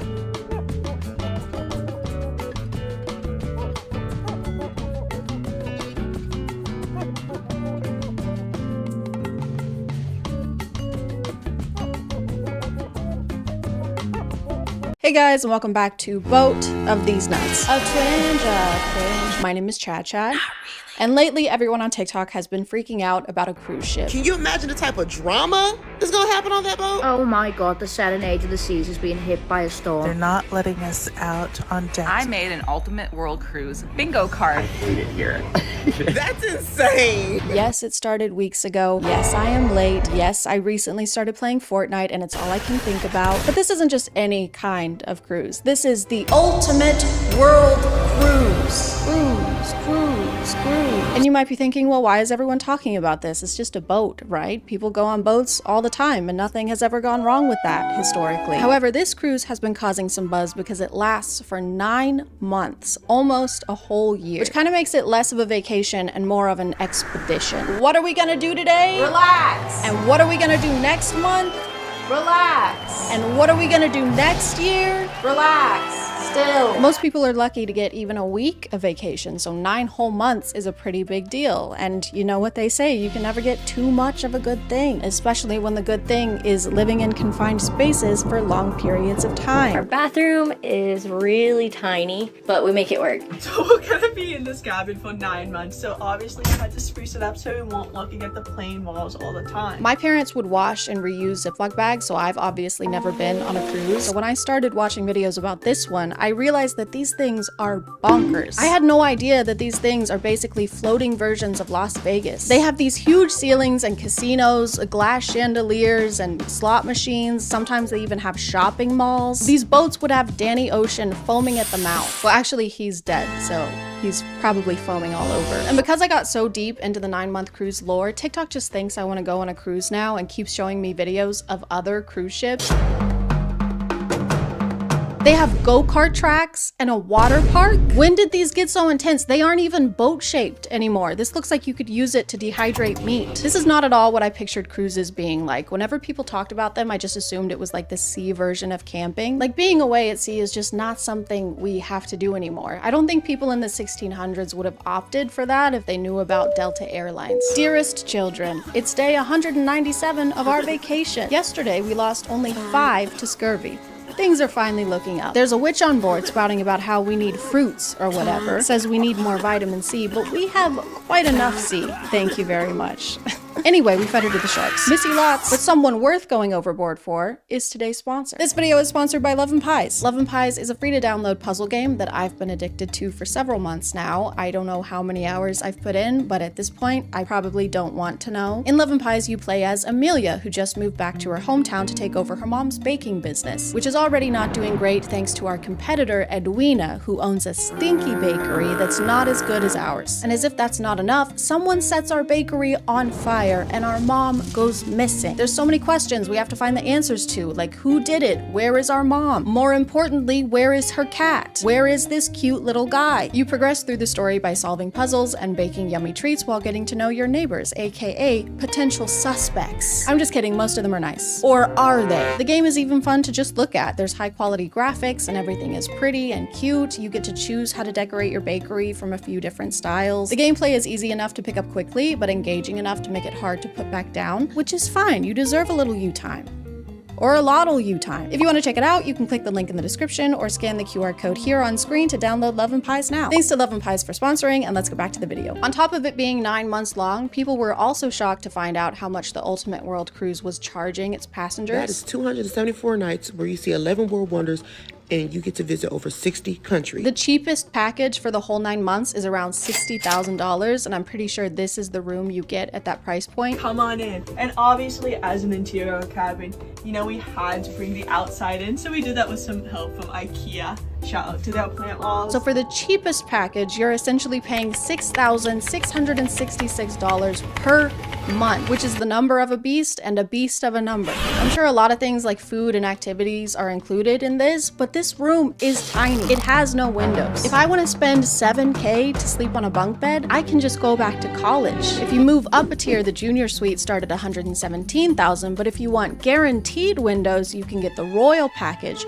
for $760,000. That's it. This package includes top-notch living spaces, unparalleled accommodations, and complimentary services like getting to board the life rafts before the stinky poor people. For legal reasons, this is a joke and not a service offered by the Ultimate World Cruise. I'm sure they treat every passenger equally and would never sue a YouTuber. A lot of the ship's passengers started posting videos to kind of document their journey, including ship tours. The Centrum is also just the main meeting area for any big party that the ship is having. So, and a few other things on Deck 5 is Next Cruise, which is where you can book your next cruise. They even have a place dedicated to where you can book your next cruise in case you're still feeling a little too financially stable. Because if there's one thing I love to do on vacation, it's pay for a whole nother vacation. The passengers have also been posting videos to give us an idea of what the food is like. That was like American Nights, so look what my husband had. That burger looks so good. The ship has a buffet that's included in everyone's package, and if you want some variety, there are restaurants you can eat at for extra money. But if you have the royal package, you get to eat the freshest members of the basic package. For legal reasons, this is a joke and not a service offered by the Ultimate World Cruise. I'm sure they eat every passenger equally. The cruise only left Miami on December 10th, but some people already seem kind of over it. Here we are at day 46, 47, 48, whatever we're at, and yeah, I finally got sick of the food about 2 weeks ago, and I'm eating a whole lot less. They've been hitting so many storms that it's affecting how much they can port and actually travel on land. It also means that there's a lot of seasickness. As we head through the Drake Passage, the winds are high and the ship is rocking. Seasick bags are at every stairwell and elevator at the ready. And I was gonna say that a vacation where everyone's throwing up doesn't sound great, but they did start in Miami, and it's pretty customary there. The storms have gotten bad enough that they've caused flooding inside the ship. Things got a little tense. Elevators shut down. But this amazing crew jumped into action. Which looks really scary, but some people on the ship don't seem very worried about it. Like, I get that the crew is probably prepared for things like this in a storm, and they are on the ocean, but water inside the ship notoriously is not a good thing. These people are running on treadmills like nothing is wrong. Did nobody tell them? Guys, it's a swamp in here. What the hell, man? I put on deodorant this morning. No, I mean it's wet. I have hyperhidrosis. You need to run. I know, I am. I'm not sure who started it or if it was a collective kind of thing, but people have been speculating on how this cruise is gonna play out. I made an Ultimate World Cruise bingo card for anyone else who is buckling in for this 9 months TikTok reality show and wants to have a little fun. They've been making bingo cards and lists of what they think is going to happen during the 9 months, but they usually involve horrible things happening to the passengers. Mass illnesses, mass STDs, pirate takeovers. You guys are going to manifest something really bad for these people. None of this can feel great for them. Imagine how unnerving it would be to see the internet essentially betting on your trip going wrong somehow. Oh, you're going on vacation. Great. That's great. I sure hope nothing bad happens. I sure hope you don't get chlamydia. Eventually, the cruise was being termed a reality show, with the lens, I guess, being the passengers' TikTok videos. Several of them are influencers, and whenever TikTok finds one of their videos, a lot of the comments will say things like, "New character unlocked," or "I love finding a new character." And I think it's funny to act like these normal, real people are like playable characters in Super Smash Bros. Dark Samus versus Natalie from Rhode Island. Fight! I know people are just curious to know what's going on such a big ship with so many people, but to me it feels weird to act like they're reality TV stars or on some kind of show. Like, some of these bingo cards aren't predicting light things like someone getting a sunburn. They're predicting things like a murder mystery. I know this is a game, but the game is not Clue. And a brawl? This is a cruise ship. A lot of the passengers are like over 60 years old. What are they gonna brawl about? Gas prices? This one just says iceberg. Are y'all okay? Here's just some more examples of a bingo card. Heart attack or stroke. Fire. Port kidnapping. Man overboard. Parasites. Flesh-eating bacteria. Alcohol poisoning. Rats or mice. Overdose. Do you want these things to happen? I'm not a very spiritual person, but I genuinely feel the need to make a positive bingo card to try and cancel out the energy they've been sending their way. So I went ahead and made my own. I predict there will be a kidnapping of our hearts. Fire. Outfits. Slay queen. A viral outbreak of spontaneous dancing and song. Why is this thing flaccid? Stay erect, please. Flesh-eating bacteria, but the only flesh they eat is hangnails and like dandruff, so it's really, really helpful actually. Overdose. Jesus Christ. Overdose on joy and happiness. Send this to 10 of your friends or your phone will break and your mom will turn into Skimpy Toilet. Anyway, I hope everyone has fun and enjoys their trip. I hope everyone makes it home safely. I hope no one wins the bingo game. Any bingo game, not just this one. I am gonna go record myself playing Fortnite because then it's like I'm working, technically.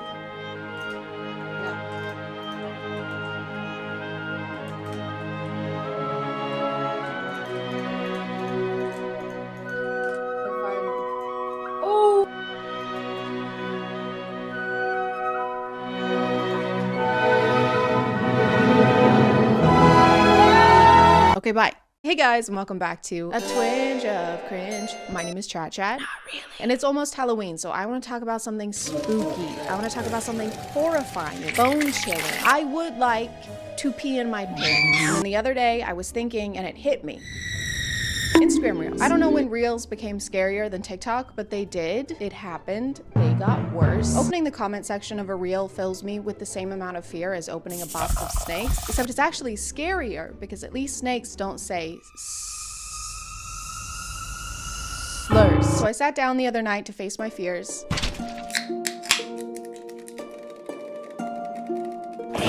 There were some patterns. A lot of the reels I found were traditional housewife core. I used to really be into politics, but now I just relax while my husband tells me what to think. I just love the implication that thinking is too stressful for women. Like having too many thoughts at once will overload us. So what's your favorite color? Do you like green? How about red? Just tell me which one. Do you like purple? No, it's too much. I can't think over the sound of my ovaries. The way they say these things though is like, this is how it should be. This is how God wanted it to be. So I guess God gave us brains and said, here you go, but don't use it. Brains are for boys. And don't take a bite out of it. It seems like I shouldn't have to say that, but I do, apparently. And if you're wondering why she's making bread, I don't know. They're always making bread. I saw it so consistently that I ended up making a game out of it, that and aprons. It's an apron! We found an apron! Oh my god. Apron! Everybody, we have an apron. Apron, apron. I put my mic down. Apron! We got an apron. Okay, oh, making bread. Making bread. We got one. And I get it, I like to make bread. So let me tell you about today's sponsor. This video is sponsored by Casetify. Casetify is the most popular tech accessory brand known for their protective yet cute phone cases. They have tons of design options. You can customize your own case or choose from their collection of over 2,000 designs curated by their global network of artists. And their newest impact cases feature a lifted camera ring that gives your phone extra protection and serves as a stand you can use to prop up your phone. The ring stand has a no screw design, just like you, and is adjustable up to 150 degrees, so it can be used while you're cleaning, while you're FaceTiming your mom to show her your new sweater, she doesn't care, you've called her 3 times today, or while you're eating and watching the greatest, best YouTuber alive, the best one to exist. The ring stand cases are made from 65% recycled and plant-based materials and are lighter and slimmer than other impact cases while being just as sturdy. They've got drop protection for up to 6.6 feet, that's almost as tall as I am, and their EcoShock technology keeps your phone nice and safe by taking the impact of a fall, transferring it into heat, and then sending it across the surface of the phone. What are they, like genius phone case experts?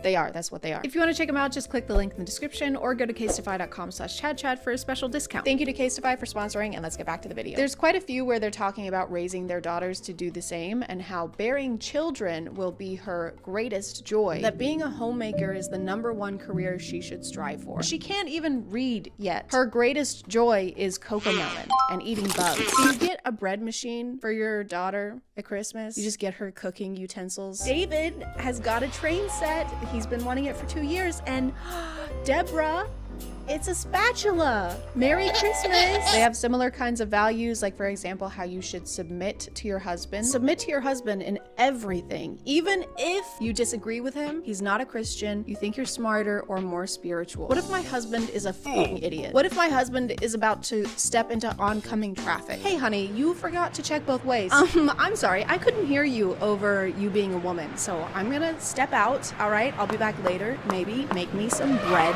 Controversial things about our lifestyle. I submit to my husband. Ew, you submit to your husband? Keep your kinks to yourself. Whatever you guys are doing, that's up to you.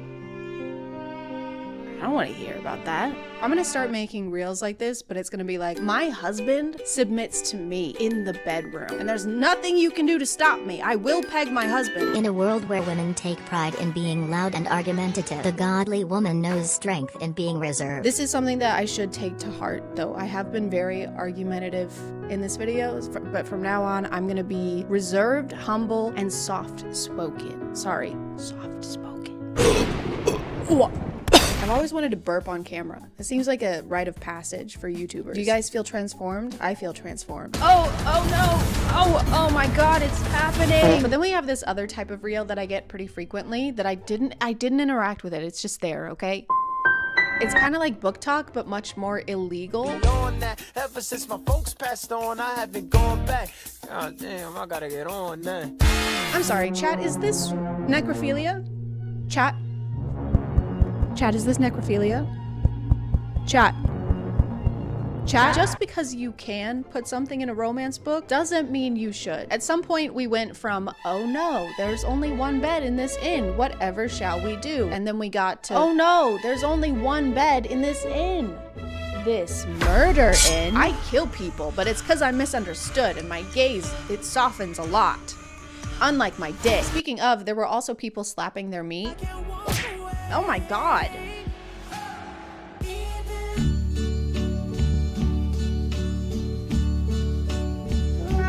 I don't know if it's just the different algorithms, but Reels seem to have a lot more gross food videos. Who needs an ice cream sandwich when you can just stick a huge block of butter in the freezer?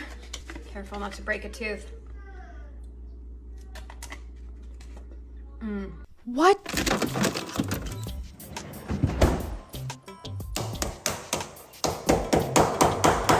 Okay, time to be a butter muncher. It's my nickname in college.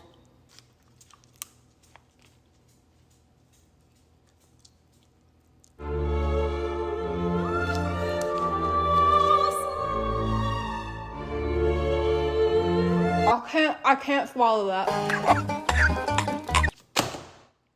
I didn't think it would be good, but I thought it would be a little butter. Yes, there were times.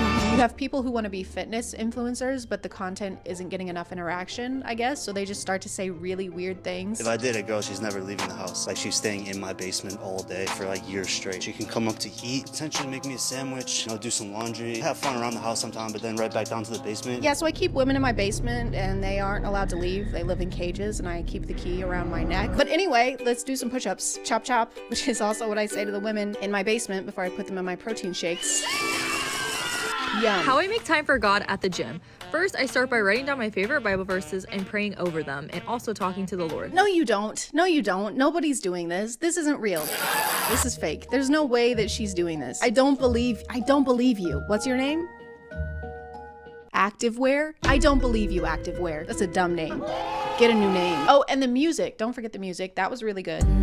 See the devil, he don't make me flinch, I won't settle. She put her foot to the pedal. It gon' take a whole lot to be a vessel. This song was big on TikTok a while ago, so Reels are still not beating the claims that they're just months behind TikTok. What's so bad about Reels? Bad? I think they're pretty interesting. How did you get in here? Did you hear about those people who got stuck in a submarine? Did you copy my house key again? Hope they're okay. You gotta go. You can't keep. Hope they find them. There was weirdly horny content, but when is there not? What are the actual benefits of getting naked with a group of men? Whoa, I'd say hello first. What are we, we're just jumping straight into it? He never explains the benefits, by the way. You can't just open with a line like that and then not tell us. So what are the benefits of putting tomato sauce up your ass? I don't know. What are they? What are they? Where are you going? Link in bio. I'm not clicking that. Sometimes there's just stuff that can't be explained.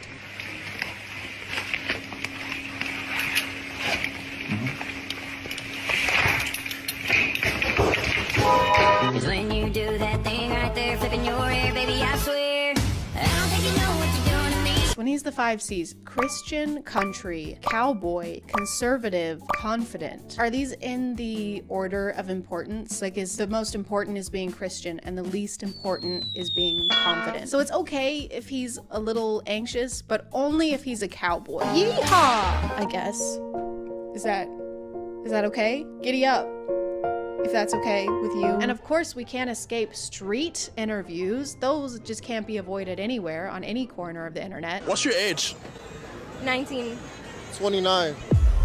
I like them young. Perfect age gap for a relationship. Why? Well, see, when they're 19, you can train them. They're very young, so, you know, you can influence them and train them to be the perfect woman for you. He's admitting to the bad reasons of why he's doing what he's doing. If you sound like you're describing a puppy while talking about your relationship, do not have that relationship. Perhaps. Perhaps do not do that. Why does he stand at an angle? He stands like there's a really strong breeze. So yeah, anyway, like I was saying, I love grooming people. So I feel pretty spooked. I think that these really did the trick and were not a treat at all. What was that? My power is on. What was that? What the fuck?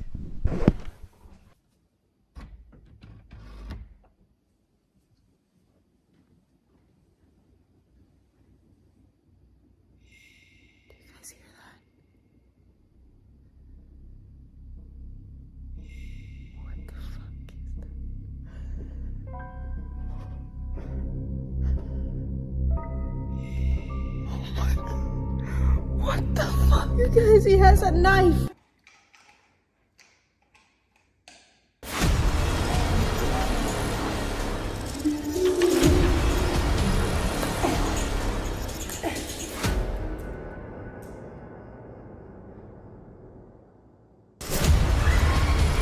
I'm gonna call it there, guys. Thank you for subscribing, and if you are still here, thank you so much for watching. I appreciate you clicking on my video out of all the videos that are on here, and I'll see you next time. Okay, bye. Ooh, okay, bye.